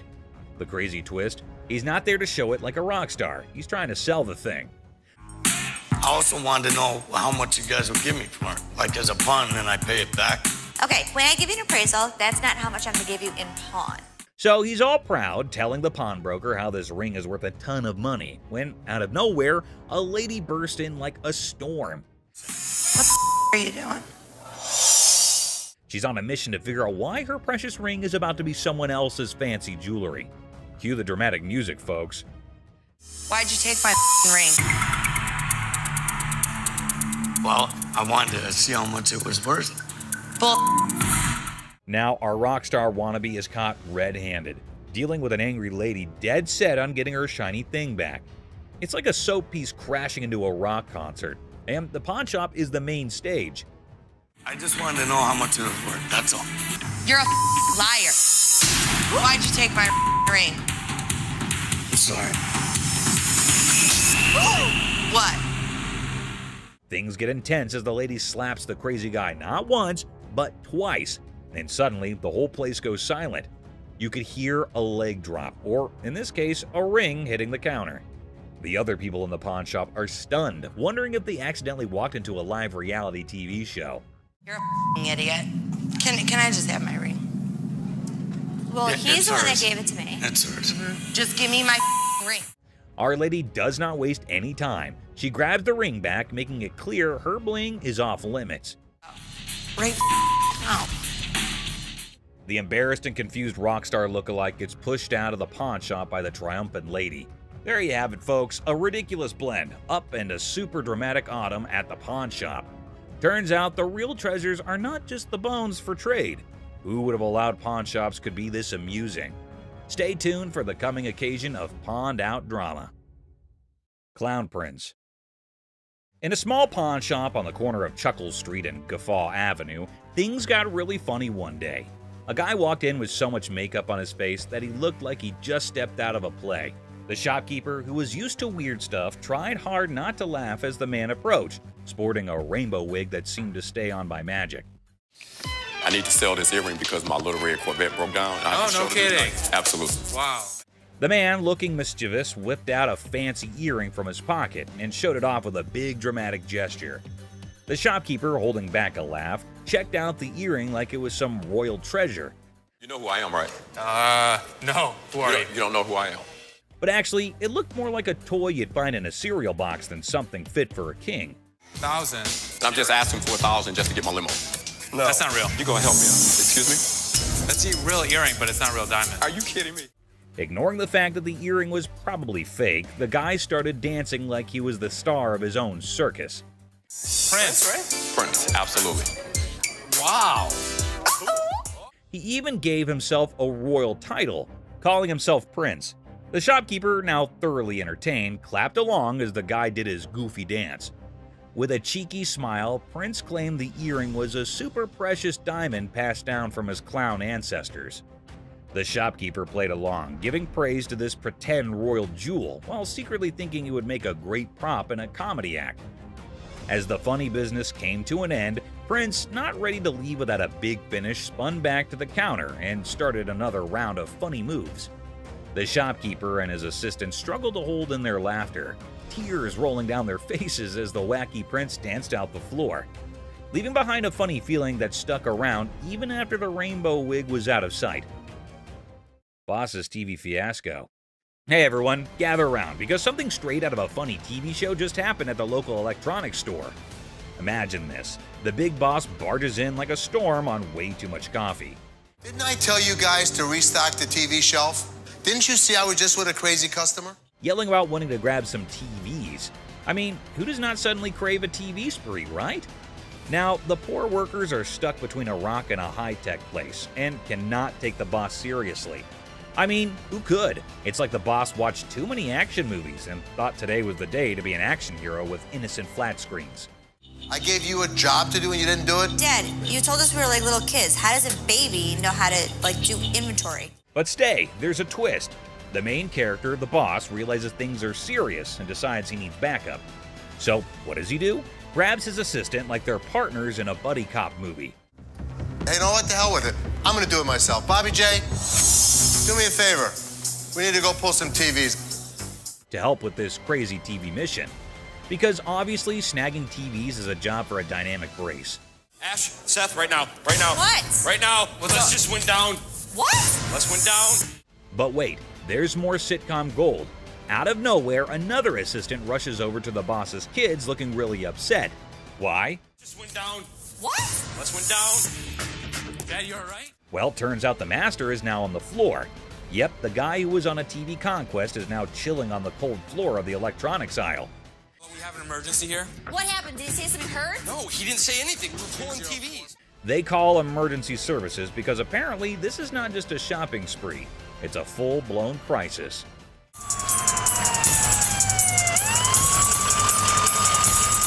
And then comes the ambulance. The daughter dramatically points at the approaching rescue vehicle, as if it's the hero cavalry coming to save the day.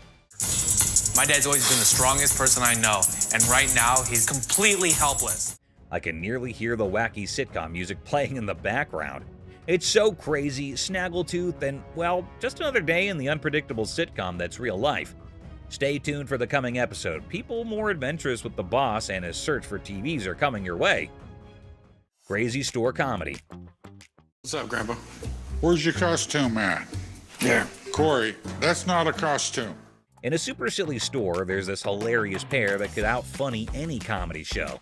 Watch this, an old grandpa wearing a hat that is seen way too many times, with a black band covering one eye. Right beside him is his son, with a hairband that seems to have its own crazy magnetic pull. A mix of colors that should not make sense on air.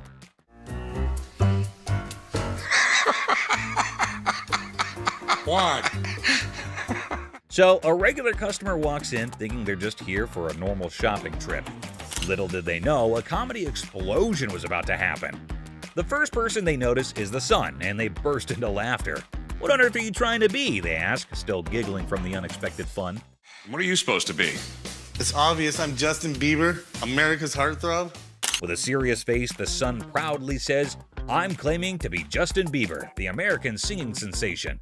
The secret? It's all in the hair. The customer laughs even more, realizing these two are a riot. Roy Rogers? I'm Rooster Cogburn from True Grit. But the real comedy star is Grandpa, strutting around like a rooster king.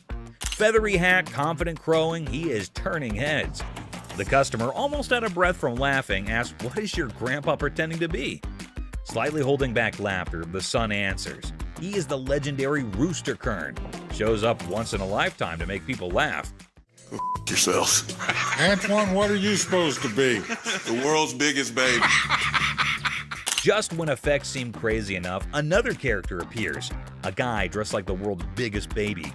The customer, nearly crying from horse laugh, realizes they have hit the jackpot of comedy. In this shop of customer craziness, laughter is the currency. These funny characters are the kings of comedy, making everyone laugh and showing that occasionally the best service is the one that comes with a big dose of funny. Pawn Shop Riddles. Look how stupid this question on Pawn Stars is.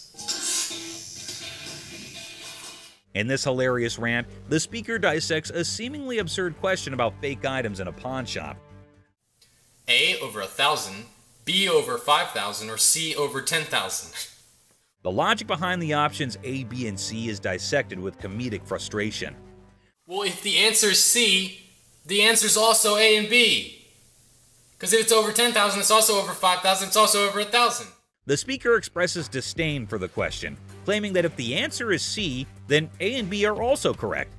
I mean, most of the shit that comes into the pawn shop has got to be fake. They've been in business for years and years and years. The absurdity of the question and the presumed obviousness of the answer are highlighted.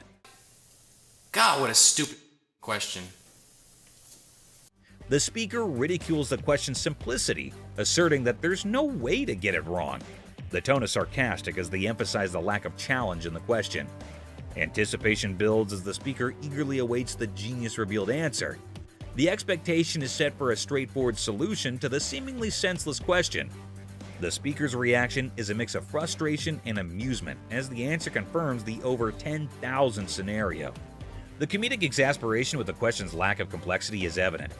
That's all for our video. We hope you liked it. Please comment, like, and subscribe. Don't forget to hit the notification bell for more videos like this. Share it with your family and friends. See you next time.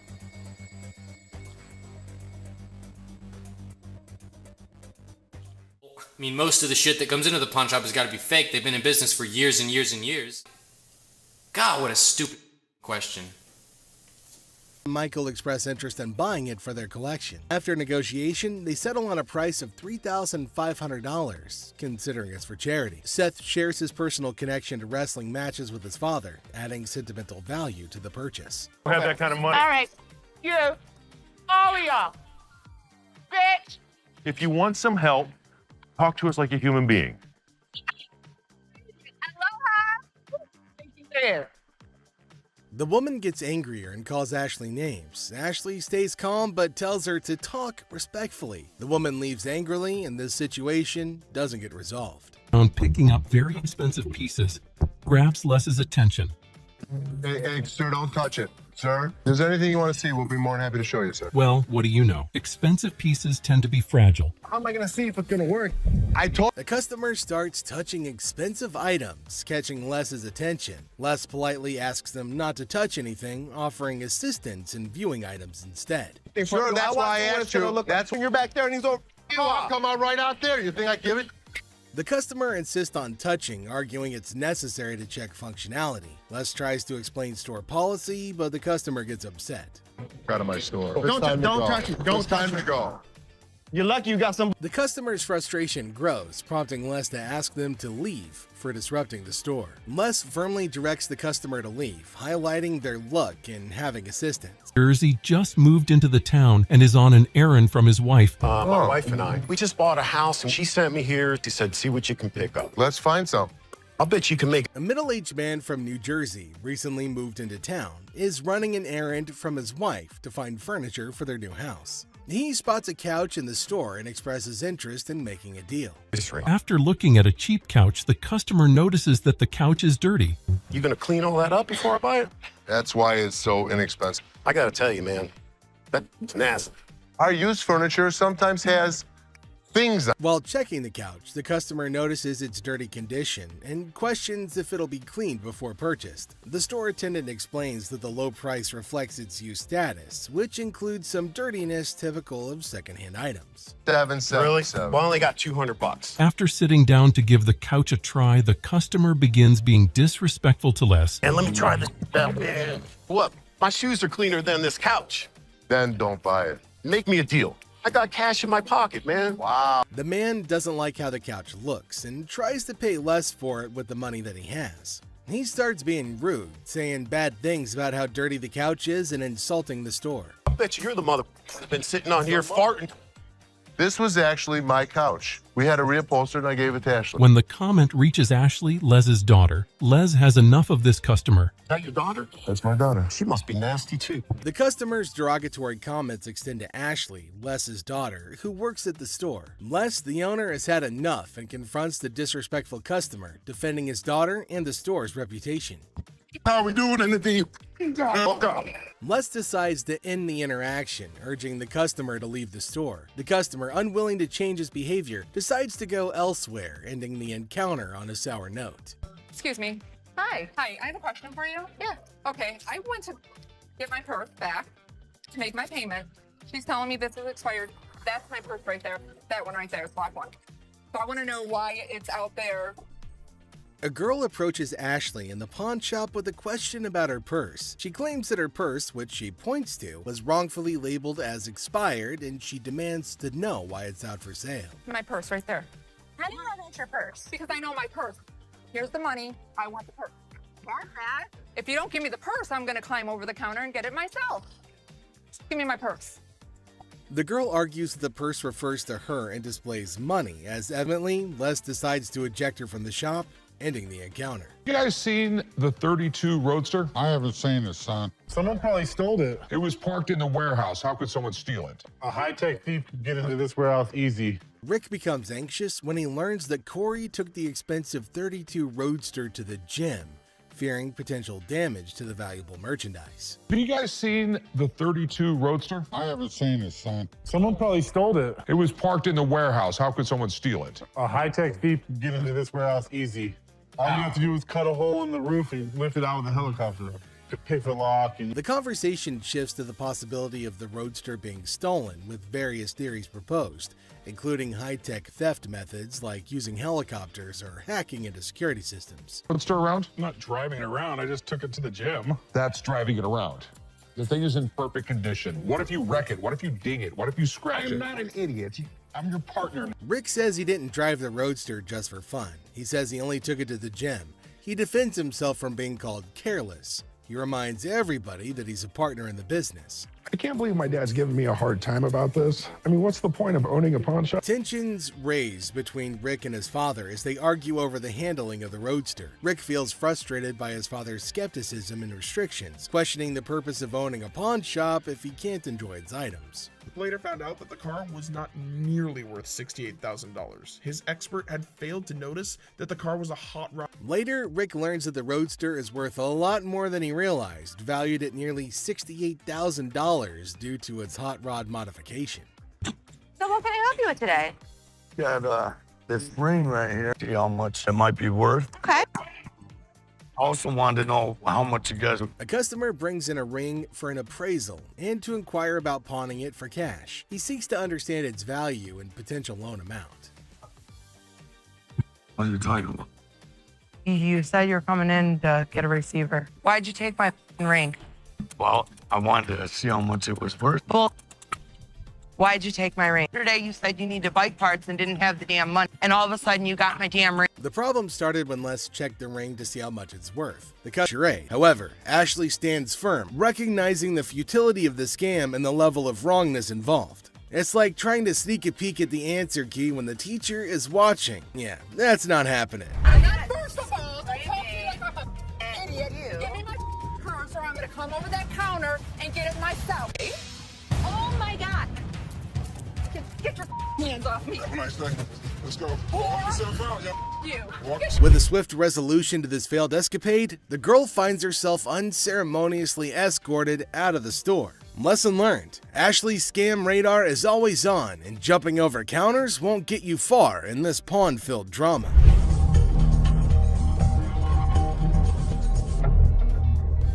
All right, deal.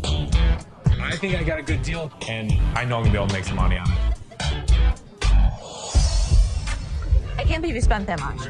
Whatever, Ash.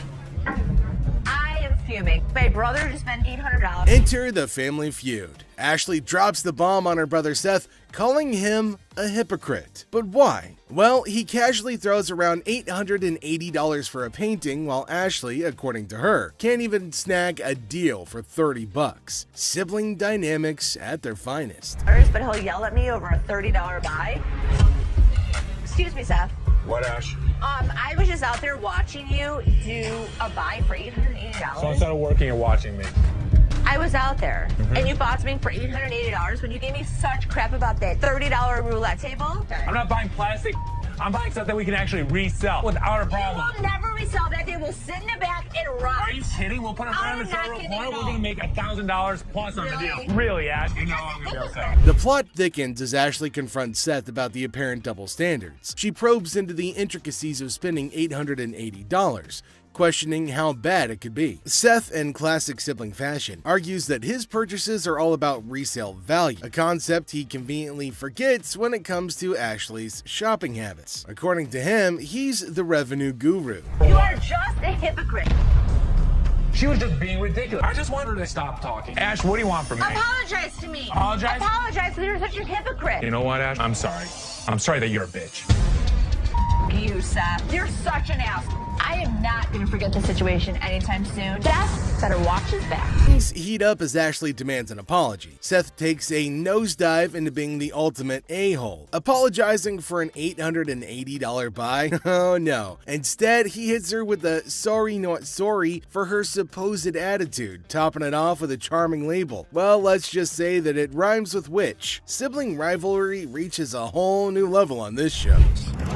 There's two guys out here that are saying they were scammed out of their laptops, and that whoever did it is working with one of our guys. You want to come out and talk to him? All right. Thank you.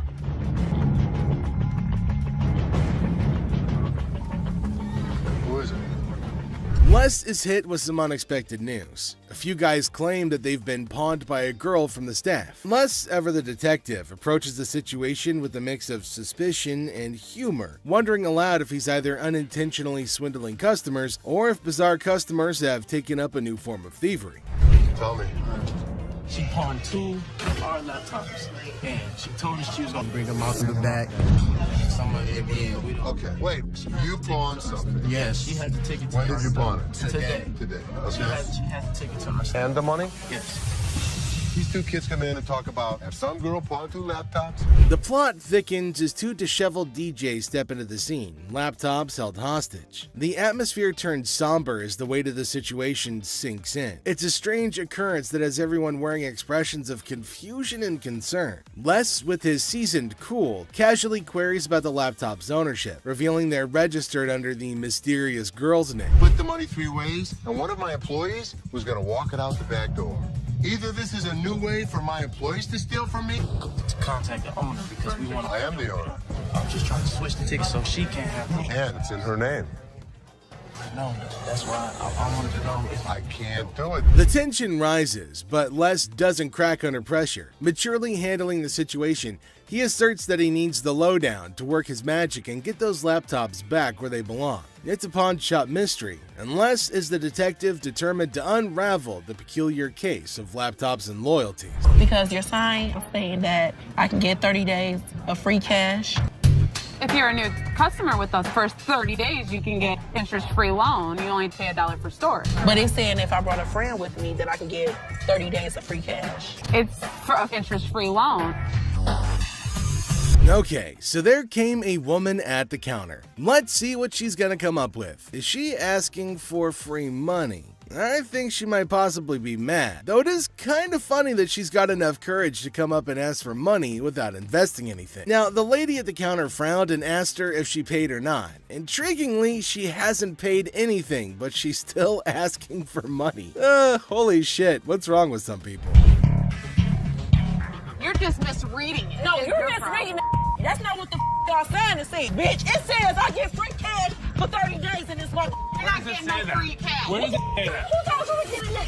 You did. I'm not talking to you. I need my cash. I need my cash. It says it right here. Free cash. Oh, and to make matters worse, she started shouting at her. Everyone around started looking at her, wondering what the hell was going on. Seth and Les get a little furious as everybody's just standing around trying to figure out what's going on. She started bullying her, but the lady tried to explain to her again that she misunderstood the agreement and they're not just gonna give her free cash. But this lady's just not listening to anybody. Well, Seth then enters, so who knows what's gonna happen now. I brought my friend with me. If you get a loan and you refer a friend, you can get 30 days, interest free. That doesn't mean we're just gonna hand you cash. What do you have to pawn? Come on now. You don't have to talk. I'm Don't screaming. Can you read? Read what No, it says. can you read? I can read. I can read. People was waiting to get her.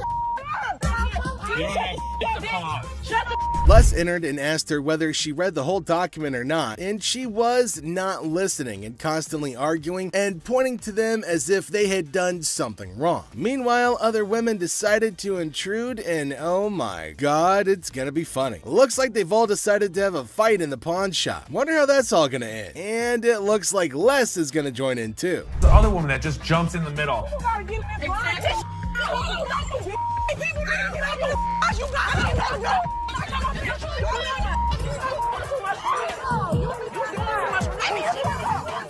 Leave me on the lawn, bitch! Leave me on the lawn, bitch! I'm from that way, bitch! All you need to do is read. Now see the other women get in and start shouting at her as everybody behind her was waiting for her to get out of the queue. So they started fighting and now they're all having an immense fight. Everybody around is watching and laughing at them. Well, the guard had to go and break everything up. Well, at least they're all gonna get treated the same way, especially the one who created the mess. Pretty sure they're gonna hold him up and throw him out. And there they go, they're still shouting and fighting with each other as well. They really wanted to go at it, so we let them go at it in the parking lot for a little minute.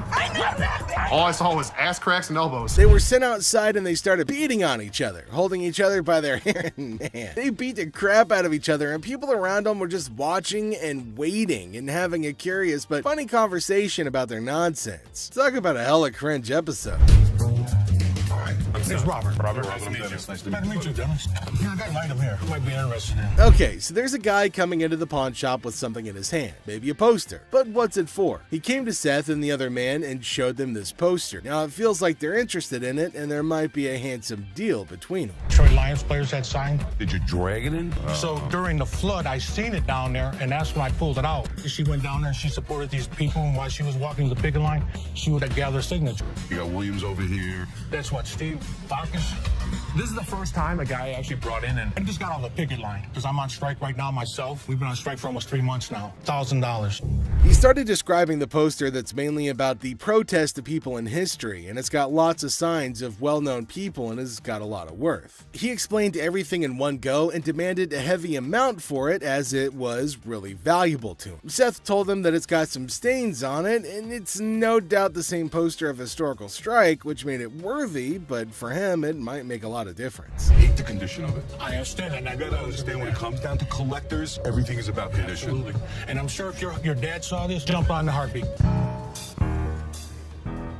Seth and the man explained that it's not about the worth that he's asking for, in terms of thousands of dollars, but it's also about the condition of the poster, and it's not in a very good one. The man is continuously arguing that it's got signs all over it. If Les has seen it, that he'll definitely be surprised and definitely pay more than $1,000. Well, as for Les, he just came in. Sharper. They need to make an effort to close these deals quickly. Through my research in that, I seen personally that one just like this, Minto, and he got $950 for it. Right, so if that was mint, why would you want $1,000 for this? He only had one signature. I have at least a dozen. But with this tear up here, Yeah, and the and condition it's in, the water stain on the bottom, it's just a hard thing to sell. Yeah, but even though it's in this condition, how many of you exist? Very rare. And it's uncertified. Right. You know. I'll sell for $5. Les judged the entire piece and told him that he's asking for too much, and later on they further described that it's torn from the top and the bottom, and it's also got damage and they can't pay more for it. But he still won't agree to pay for it. But he did say that he'd charge $500 off of the amount, but they couldn't reduce it any further. Value?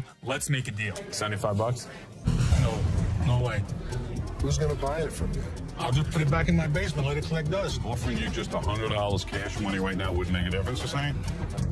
200. Nobody in life is ever gonna offer you more than us. According to Seth, it's a historical and cool piece and might be a profitable deal for them. So he asked the man if they'll pay $750 for it. But the man was stunned and said that they're paying too little. He said that you should pay more, but Les is arguing that no one can pay you more than this. You change your mind, we'll honor the 100. Which would you prefer, 520s or a $100 bill? 520 seems like more, wouldn't it? 520s. That's to me. 520s right now. 100 hours. Take it or leave it. 520s. Got a deal. $100. Thank you. Thank you.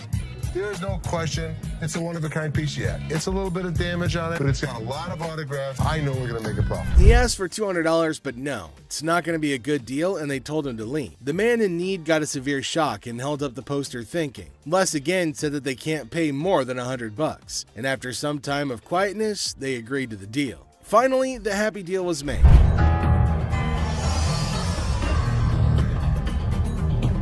This is the guy? Right there. Here they come again. Les? Hi, how are you? I'm attorney Kyle DeQueef.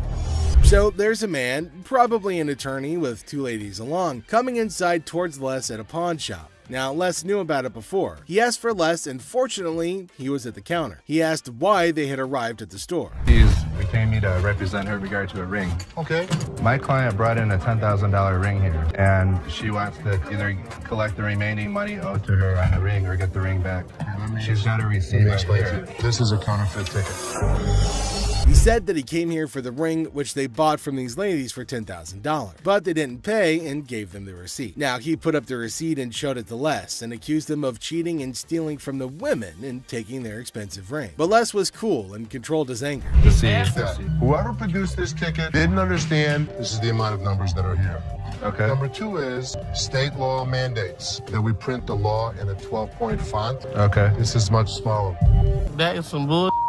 It may be bull, but that's the truth. I don't know how I got mixed up. There's the game-changing point. Les, after listening to him, explained that he will reveal the truth now by showing the real receipt that they had. He went and came back with real receipts that they've been giving to the customers. There, he spotted major differences. He notified him of the major changes in the receipt that he brought. The man looked rather weak and stunned in response. Printing wrong or whatever, but this is the ticket he got from here. He didn't get it from him. He didn't get it from him. So now we just liars and we just come I'm here. not saying that you are. So you're trying to send my son a lie. I wish I had better news for you, but That's bull.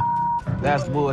The numbers don't match up. The paper stack doesn't match up. This is a fake. Now you side with them. You're not representing us. If I don't get my ring or my money from them, how you gonna get paid? The attorney turned to the women, but oh my god, they're still accusing Les of having given them the wrong receipt and asking the attorney to take the money from Les. The man, being down on himself as you can see, argued with. The man showed the evidence to the ladies and told them that they were having the wrong receipt, but they continued to argue. The ticket, how about that? No, I don't believe that the store gave me this ticket. Nah, well, I don't believe you a real attorney. We ain't got it right.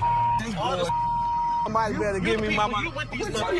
Yeah. He's my attorney. You, him, security. Have a nice day. Nah, you got me, bitch. Sorry, man. The ladies started harassing both of them and started using personal attacks. They were all arguing amongst themselves.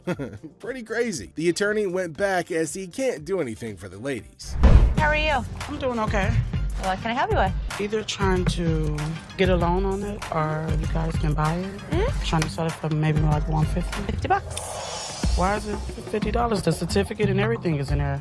And the bag costs actually way more than that. Well, if you can tell, it's actually stained. Okay. All through here. I'm trying to sell it for $150 or get a loan for $75 instead of the $50. Yeah, I wasn't interested in more than 50. If you know purses, then you know the. As our unsuspecting customer strolls into the kitchen at Chaos, little does she know what's cooking today. Ashley, patiently bracing herself for another round of absurdity, politely inquires about what the customer's looking to offload. The girl, blissfully unaware of the purse's actual value, confidently suggests a price that's almost a steal. It costs way more than that. Okay, but I'm not going to pay you for the amount that you think it's worth because it's stained. This is not one of the newer ones. This is not this season. I know about purses. It was torn. It was stained. It's not even the last season's bag. The thing is old. But you still willing to buy for $50 though, so if it wasn't worth it. And now the plot thickens. The lady asserts that if Ashley truly understood purses, she'd gladly accept the offered amount. However, Ashley, standing firm in her claim that the purse is torn and not worth more than $50, creates a hilarious clash of valuation difference. We even say $50. So they didn't say it wasn't worth it. Can I talk to somebody else? I don't want to talk to your pepperoni looking ass. Can I get somebody My pepperoni looking ass. Pepperoni ass? I don't even know what that means. She take a look at her own ass? Can I get somebody else to talk to? It don't even matter. I don't have to talk to you. And I don't talk to you either, so why don't you go home, leave Can our I store? talk to somebody else? Why do I have to talk to you? Because You I'm the disrespectful. manager. I'm disrespectful and you call me a pepperoni ass? Ugly ass bitch. F you. And it's time to cue the drama. Ashley throws out the bold figure of $50, and it hits the customer like a curveball she wasn't ready for. Feeling the heat, our lady teeters on the edge of diplomacy and blurts out the unforgettable line. She labels Ashley a pepperoni ass and decides that she'd rather chat with anyone but her. Talk about spicing up negotiations. 3 males walked into a pawn shop. One of the suspects stood at the door as a lookout while the other 2 suspects walked directly over to the display cases. So, like, these 3 guys roll into the pawn shop, just casually strolling in. The other 2 guys, they head straight to the fancy display cases. It's all got suspicious vibes. And then, bam! One of them whips out a sledgehammer and starts smashing the glass. Things are starting to get pretty wild. At some point, a customer from the place is seen leaving calmly while the lookout tells her to hurry up. The suspects appeared to be wearing heavy-duty gloves in order. At one moment, a person from the shop strolls out all calm, and someone's keeping an eye on her, urging her to speed up. The people thought to be involved seem to have on these tough gloves, maybe so they don't get any cuts. Not to get cut while removing the glass from the cases. Both suspects placed the jewelry and many other valuables in the bags. So when they took off the glass from the cases, both of them put the jewelry and lots of other valuable stuff into bags. After that, they hightailed it out of the store in a black Mercury Marquis. Case at? Where the case at? Where is it at? Where you put them on? The guy storms into the pawn shop all worked up and starts shouting about a missing case. He's demanding to know where it is, and he appears to be accusing the staff of removing. The feeling of stress in the air is increasing, and it's obvious that something is wrong. Not take games, take your wives, my damage to that's the way it came in like the kids. I know. You gonna act like I ain't got no sense? He's accusing us of taking games out of his unit. Look at the ticket. It never said with game. The atmosphere gets even more intense as the guy accuses the pawn shop of messing with his games. Les, the cool guy at the pawn shop, stands his ground. The customer's getting more agitated, making accusations and even talking about blowing up the place, which is just adding to the chaos. I'm going to do it. that point. Man, you think you can get your arms up off belly and none of your body parts on you, bro? After all the stress I have, the last thing I need is a customer causing a scene. Despite the escalating situation, Les stays calm. He tries to talk sense into the upset customer, especially with a big event coming up the next day. I know how to walk. I ain't in literally because I potted a week and y'all motherfuckers in my middle and put them games in there. And you wasn't even standing there when I potted it. Somebody need to blow this place up. It's time to go, sir. You ain't gonna get my weed, dog. I'm not. Let go.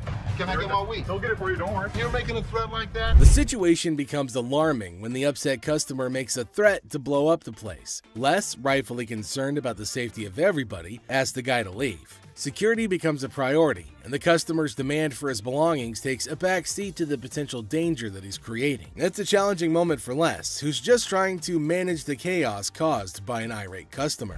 How's it going, man? What's going on, man? Everything good. How about you? I'm doing good. Good. What can I do for you? Let me get at least like 400 for this watch right here. What can I do for you today? Can I get like 400 for this watch right here? It's worth $820. Les, chilling at the pawn shop, notices a guy walking in, watch in hand. Les, being friendly, asks how things are going. The guy, hopeful, wants $400 for his watch. Les, the cool pawn detective, calmly discusses the watch's worth, revealing it's valued at about $82. Yeah, man, tell me the truth. What'd you really pay? Telling you the truth, man. Come on, give me four for this watch, man. Come on, man. We deal in high-end watches. This was worthless. Nothing for us to deal with. Come on, give me like $450 for this watch. You yelling at me? I got a baby on the way, dog. Congratulations. I'm sick living at the crib, man. My girl on my head. The negotiation heat rises as the guy insists on $400, but Les suggests $7. The guy, pleading and sharing his life story about a baby on the way, asks for $400 again. Les stands firm, offering him the same price, which leads to a bit of yelling. The guy, feeling frustrated, calls the place bull ass and expresses his discontent. You want $10? Oh, so what do with $10? I have no idea. Go to Coney Island. Give me Coney Island $10. is I'm good. not gonna Coney Island on $10.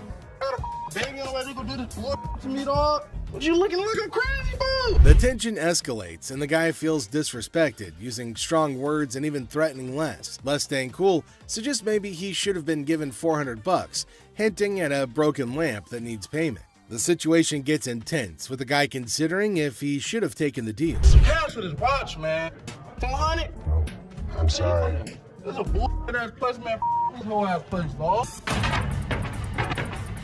Excuse me. You call it what? You call him a bitch? You? I'll knock you the out. You don't know who you talking to. Tell me. Dog, don't touch me, homie, dog. Touch me, dog. Then maybe he would have been able to pay me for the lamp that he broke. Yo, I'm off you, dog. The guy, still upset, leaves the shop, but not without some fiery words. Les reflects on the encounter, realizing maybe he should have given $400 to avoid the chaos. The drama ends, leaving behind a mix of emotions and a used watch. Life at the pawn shop remains unpredictable and full of surprises.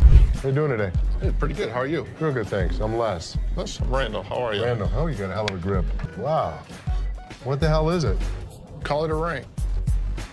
Okay. I didn't think it was a bus. How'd you get it? I just got it. This guy smelled like a brewery. Okay. How much did you want?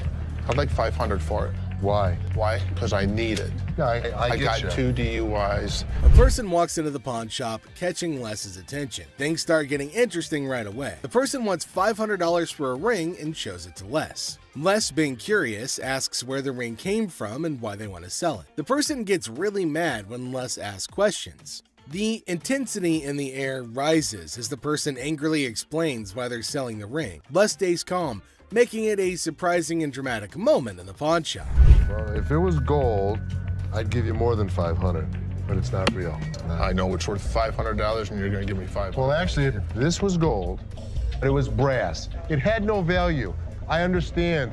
You have court issues. The problem is, I need $500 for it. I'm sure you do. Man, I don't know why you need.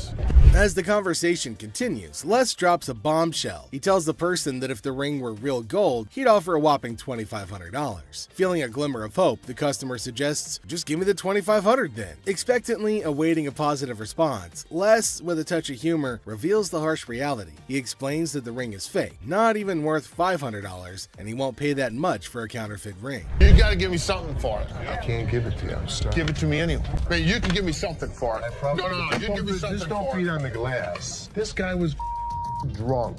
You give me that ring back. Give me that. It's the. I ain't going nowhere. Man, get away from me. Get out of here! I go, you man. In the midst of the ring discussion, a security guard quietly enters, taking a position behind the customer. The customer, desperate, pleads with Les to give him something for the ring, but Les, staying true to his detective skills, rejects the plea, emphasizing the ring's fake nature. Les, sensing trouble, comments that the customer seems drunk, adding another unexpected twist to the escalating situation. As the rejection sinks in, the customer, unable to contain his frustration, sits on the floor, declaring that he won't leave. The tension peaks as he becomes increasingly aggressive. The guard steps into action, forcefully dragging the defiant customer out of the store. But despite being escorted out, the customer continues to yell and make a scene. Oh boy. I see you sweating. Yeah. Must be hot outside. No, I was doing karate outside. You're doing karate? And judo. I'm Bruce Lee's sister. Really? Yeah. As the door jingles, a woman strolls into the pawn shop rocking winter clothes in the summer heat. Now she's chatting with Les, teasing him about the sweltering weather. She even claims to be a martial arts pro, throwing around Bruce Lee's name. The banter kicks off with a request for a karate move demonstration. She said she was Bruce Lee's sister. So what you got? The atmosphere takes an unexpected turn when the woman unveils a unique item, a mysterious fox mink. Les, unfamiliar with such creatures, engages in a lighthearted conversation to understand more about this fox mink. The woman, with a hint of mystery, reveals her intention to sell it. A mink fox? I don't know.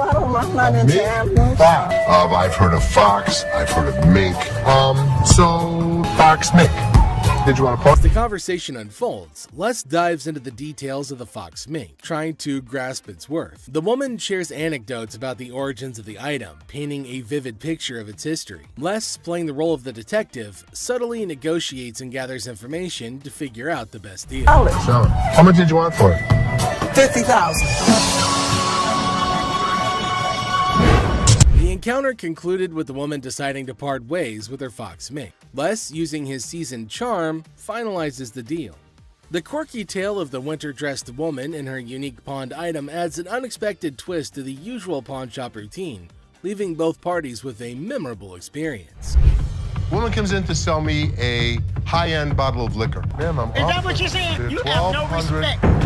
When you want to take a they're person when they 1,200 down, fit the liquor inside the bottle. and anytime you're going to belittle a person. Ma'am, I didn't belittle you. As the door chimes, the woman confidently walks in, clutching an empty liquor bottle. She aims for a bold move, attempting to pawn the bottle for a cool $100. Les, with his discerning eye, swiftly rejects the proposal, explaining that a filled bottle would fetch a better price. The woman, not thrilled with the response, raises her voice, demanding respect and expressing her discontent. I'll give you $100. It's not worth more than $100. Especially when you say I wouldn't give you $100. Don't you ever walk up to my Baby, dad. hey, baby, don't point your and finger. Life after this, Ma'am. don't you dare ever Ma'am, come in you here are again. in my face. I don't care. You're in my dad's store, and don't you ever think about coming in here You know again. what? Turn your ass around, badass out the door now. Nowhere, Ashley steps up like a superhero. Now, she doesn't just cool things down, she straight up shuts the woman down. With confidence, Ashley tells her to leave and never come back. Suddenly, the chaos turns into quiet thanks to Ashley's quick and firm action. Son of a bitch. Where the hell is he? Rich! He's on the floor. People are waiting to pay us for their merchandise. He's not there. We're losing money. I'd had Rich's back. In the heart of the pawn shop, Les faces a moment of frustration and disbelief. The absence of Rich, a trusted ally for over 2 decades, leaves Les feeling betrayed. The urgency of customers waiting to make payments adds to the tension, and the weight of loyalty becomes a central theme in this unexpected turn of events. Since the first day he came here, over 20 years ago. I feel betrayed.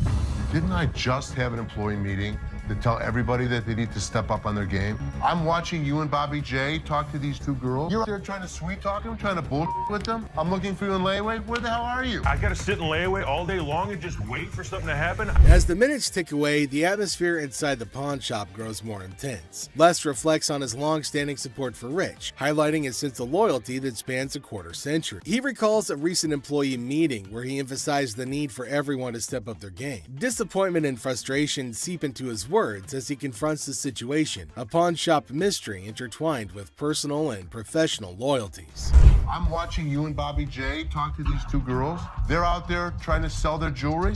You're out there trying to sweet talk them, trying to bullshit with them. They end up walking out the front door. You put me in a position that you were the next to go. In this pivotal moment, Les delivers a stern warning to a fellow employee, Bobby J. The scene unfolds with Les observing interactions and attempts at sweet-talking customers. The threat of termination looms as he recounts the consequences of letting down the team. The dialogue underscores the severity of the situation and the potential impact on job security. Tension rises as Les grapples with the repercussions of the unfolding events.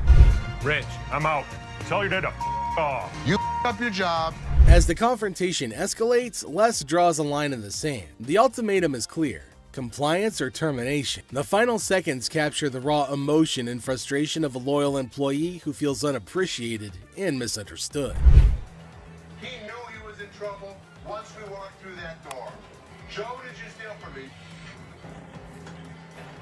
Tell me the truth.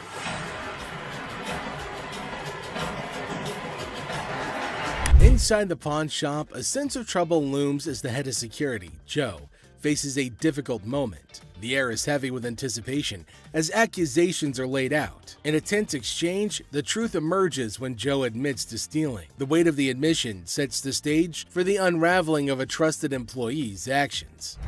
The detectives call in uniformed officers to put the cuffs on. And then he reaches into his pocket and pulls out an assortment of jewelry worth over $7,000. As the admission hangs in the air, the situation takes an unexpected turn. Detectives call in uniformed officers to apprehend Joe. A place built on trust is now shaken to its core as the true extent of the betrayal unfolds. You go this way. This is my loyal employee, my head of security, guy that I trust. The arrest unfolds and reality sinks in for the pawn shop owner. The disbelief is evident as a devoted employee, the head of security for the previous 3 years, is carried away in handcuffs. The emotional weight of the betrayal is clear in the owner's voice, which expresses the anguish of putting trust in someone who later proved dishonest. If he was, he could be anyone.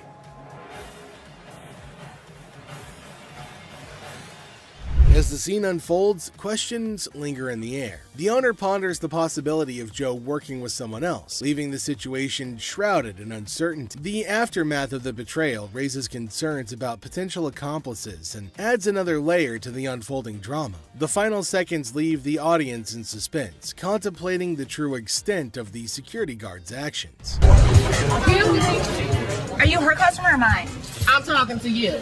Come on. This lady got so irate because she wanted to be next in line. She wanted to be first. She felt that she was the most important out of every customer. You're next in line, so let me be right with you. Okay, well, come on. It doesn't matter. What the are you? You're not the police. I can talk to whoever I want to talk to. What are you going to do? You already know. In the opening scene, Ashley is at the counter with a lengthy line of customers. A sudden disruption occurs when a black woman attempts to cut in front of everybody else. Ashley confronts her, asking, "What are you doing?" The woman becomes upset, but Ashley firmly asserts, "You can't do that stuff here." Goodbye. Come back here. Let's talk right now. Take the receipt. What would you like to do with it, ma'am? I want to pay. Well, you have to go to those windows. I'm not, no. I come to this line any other time. Not at this window. It's Okay, well, I'm not going to stand in the line. in the wrong line. Get in the other line. And I'm not going to get in another line. I'm going to walk straight up to the damn window.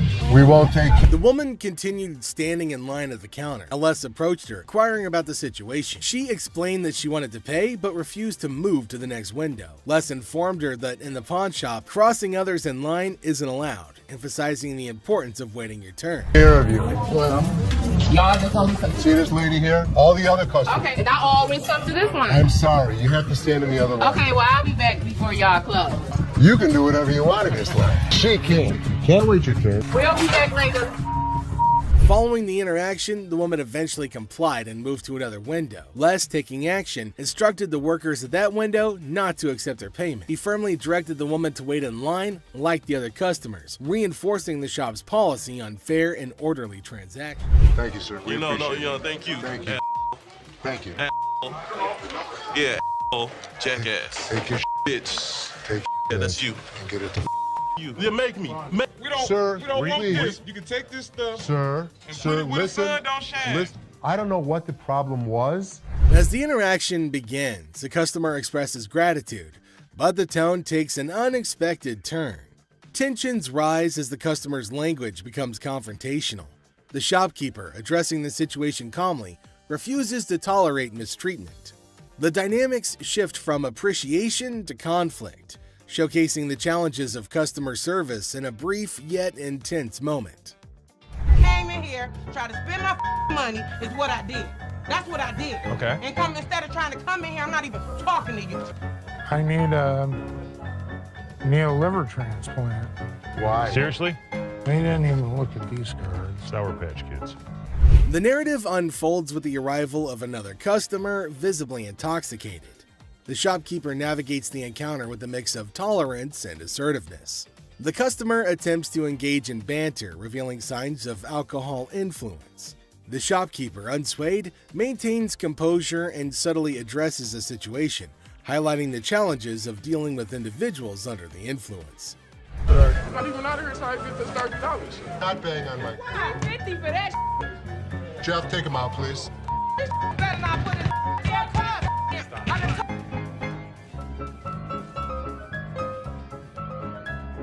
How would you? Man, what the?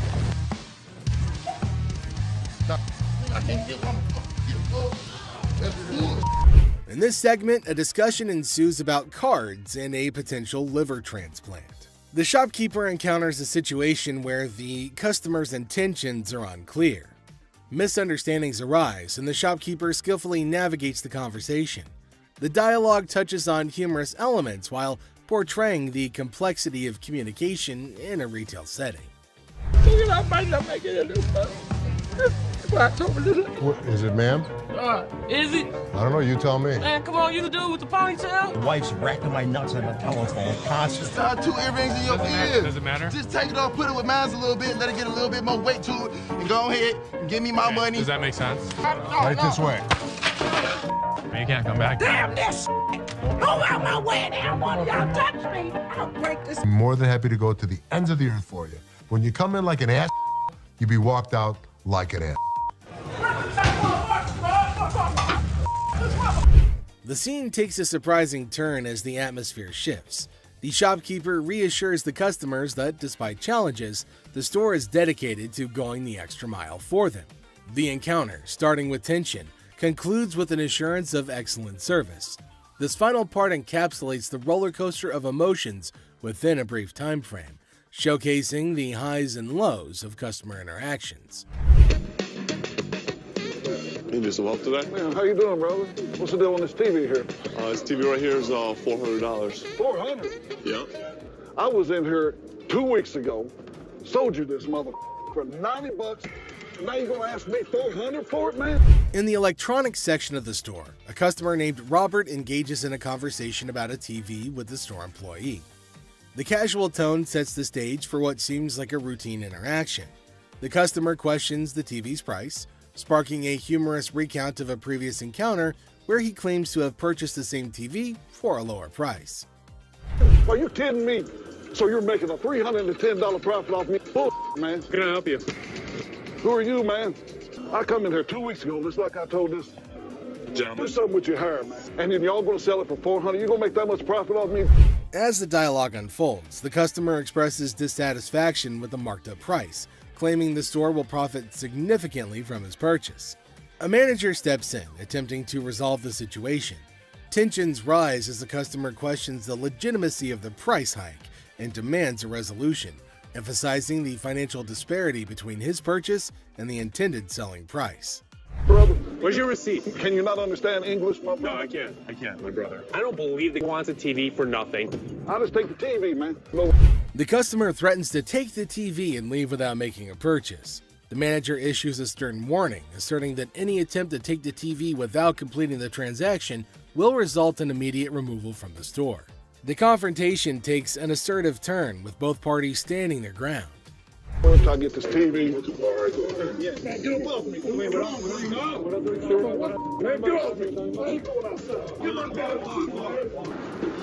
my damn shoe, player.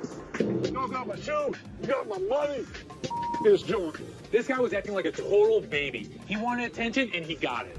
Despite the warnings, the customer decides to leave the store, expressing discontent with the entire experience. He accuses the store of mistreatment and vows never to return. The situation concludes with dramatic flair as the customer exits, leaving behind a sense of dissatisfaction and a promise never to return. How are you? I'm good. How are you? Well, actually, I'm not doing so good. No? My grandma just passed.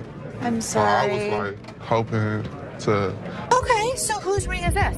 my grandma's. Oh. So you want to just pawn it, right? Because you want to be able to get it back? Yeah. Okay. Do you have anything else? It's not real. What you mean it's not real? It's not real gold. You saying basically I sat up here and wasted my time talking to you? You don't waste your time. If you have a TV, you can pawn your TV. What the f*** I look like finding my TV? Do you have a TV? I need to speak with somebody else because you irritate me flat out. It's acting really erratic, and it's making me really nervous. Lower your voice. Don't Lower your tell voice. me Lower what your to do. voice. Don't Lower your put your voice. finger in Lower my your face. voice. Lower your Don't voice. put your You got me. finger. Ashley breaks the news that the ring isn't real. The person gets upset, saying it's not fake. Ashley suggests pawning a TV instead, but he questions why he should. Despite Ashley's efforts, the man gets angrier, repeatedly telling her to lower her voice. Ashley asks him not to point fingers at her face, but he ignores her. I'm trying to help you solve Like your this, issue. lower your voice. The next thing I know, this guy snapped. Lower Don't your tell voice. me Lower what your to do. voice. Don't Lower your put your voice. finger. You got me up. No, let's go. Let me go. Let me go. on the ground. On the ground. On the ground, mother. Next up, we've got this episode where a heavily muscled individual made his way over to meet Les to complain about equipment he got from the store that got busted. Somebody bought this. This piece of junk I bought in here just a couple days ago. It don't work now. It's broken. What is it? Little ab lounger I bought here, man. Workout. In the midst of the pawn shop's hustle, a burly customer approaches Les with a complaint. He's upset about a busted piece of exercise equipment, an AB lounger purchased just days ago. Les, sticking to the store policy, explains that they can only provide an exchange, not a cash refund. Tensions rise as the customer vehemently rejects the idea of an exchange, demanding his money back. They can only hand over another item in place of the faulty one. If you had the receipt, I could give you an exchange. I could give you something. I don't want an exchange because it's probably going to be some again. How about you just get my money? As the disagreement escalates, the customer insists on a cash refund, dismissing the option of another item. Les faces a dilemma, stuck between policy and customer satisfaction. The clash intensifies as the customer becomes forceful in his demand for a monetary refund, setting the stage for a heated confrontation. Les could match him word for word without fear. Better be some money. Or what? Or what? There's going to be a problem. How about What that? kind of... Les, accompanied by his trusty companion Byron the Snuggle Bear, stands his ground. The customer challenges Les with threats of problems if he doesn't comply. Unfazed, Les maintains his position, asserting that the store's policy is non-negotiable. The heir becomes charged with confrontation as both parties refuse to back down. I don't need that. As things got super heated between Les and the customer, Byron tried to step in to calm the man down. As the situation reaches a boiling point, Les and the customer engage in a verbal showdown. The customer grows increasingly forceful and Les warns against physical contact.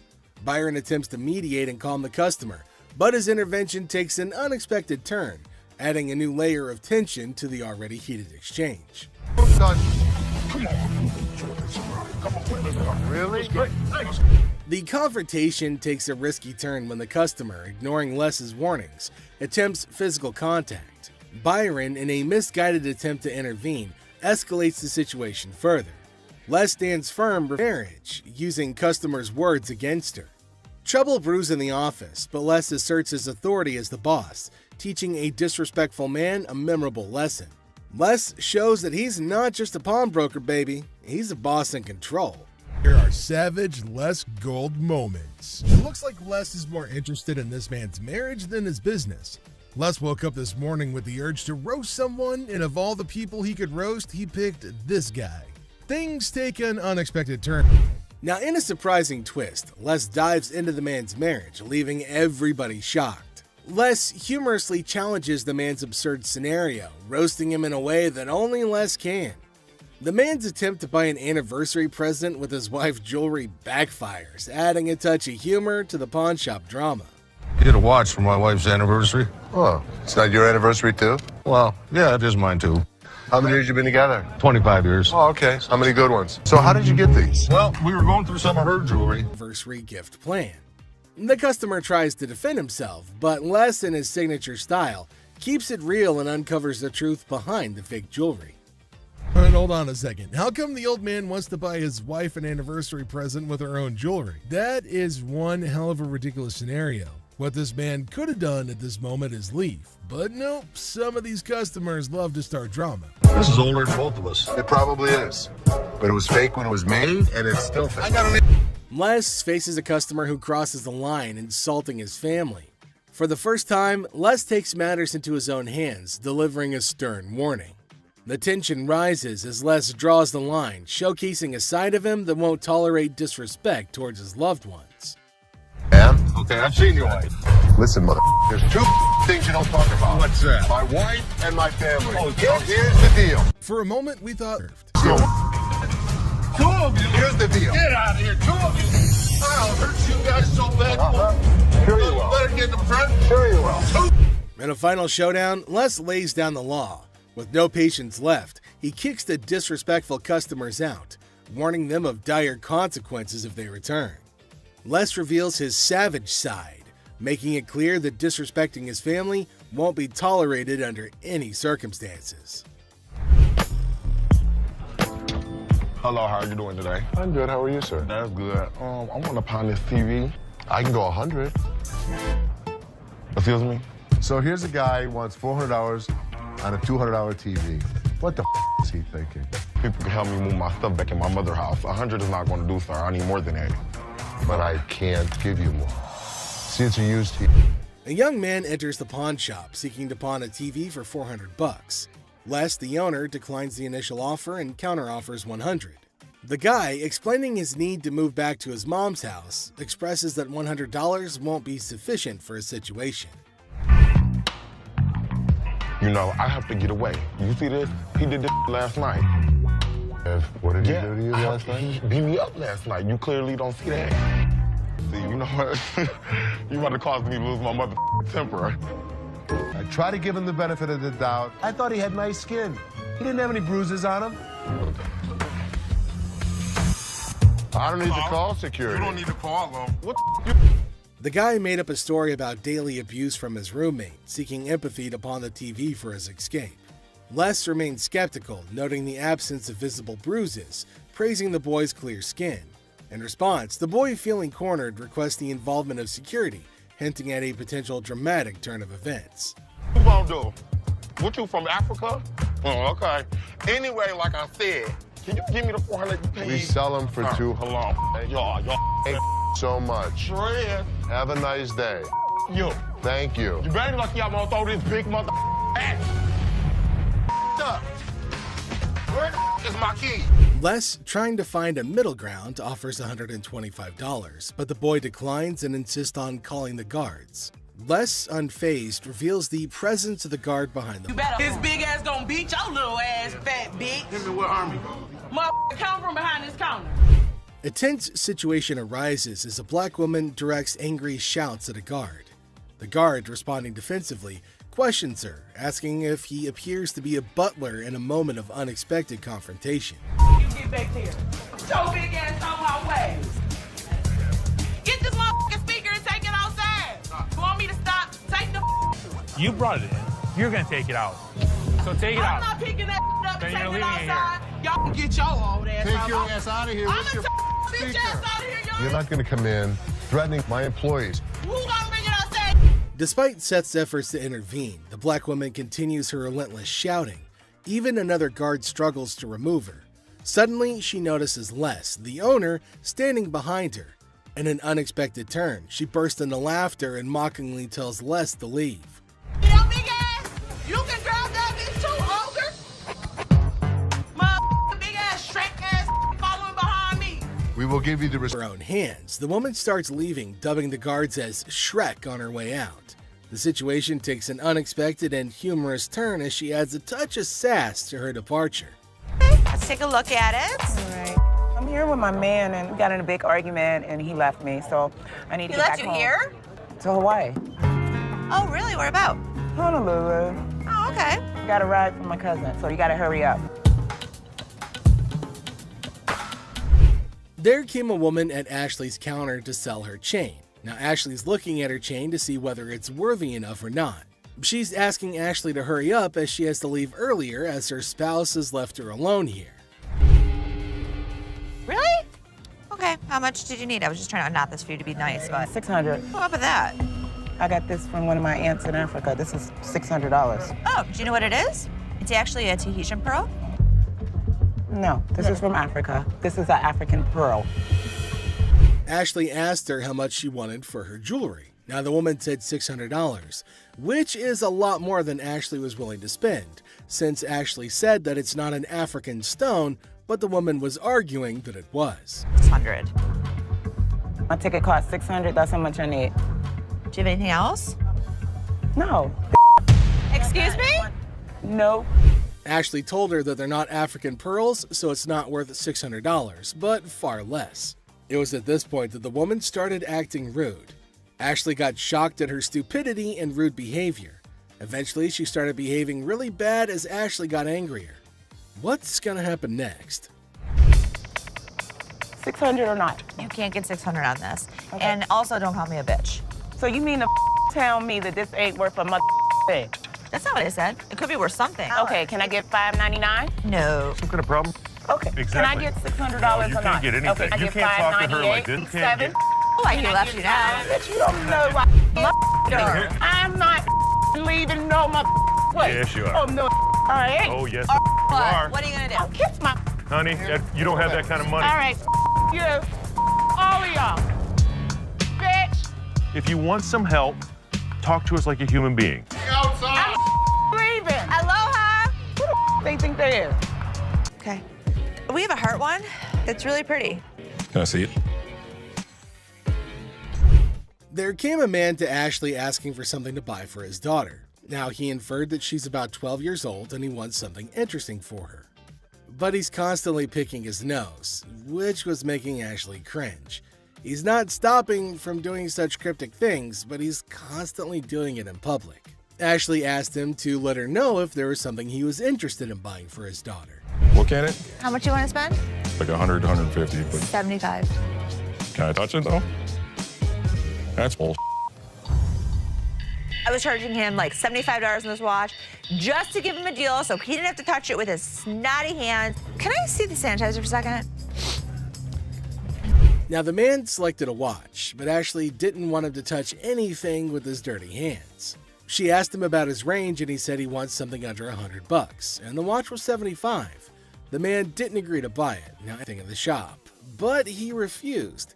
Now this is going to be a very serious problem. They're probably going to have a fight. Ashley got angry and asked him to leave despite no deal. She just wanted him gone. She didn't care for the deal or profit, but just getting him out of the shop. Well, then came the guards who made sure that he left, and Ashley used sanitizer everywhere on everything that he put his hands on. Well, that's it for today, everybody. Thanks for being part of the Hardcore Pawn adventure with us. We hope you like the drama and the surprises. Stay tuned for more pawn shop stories. See you next time.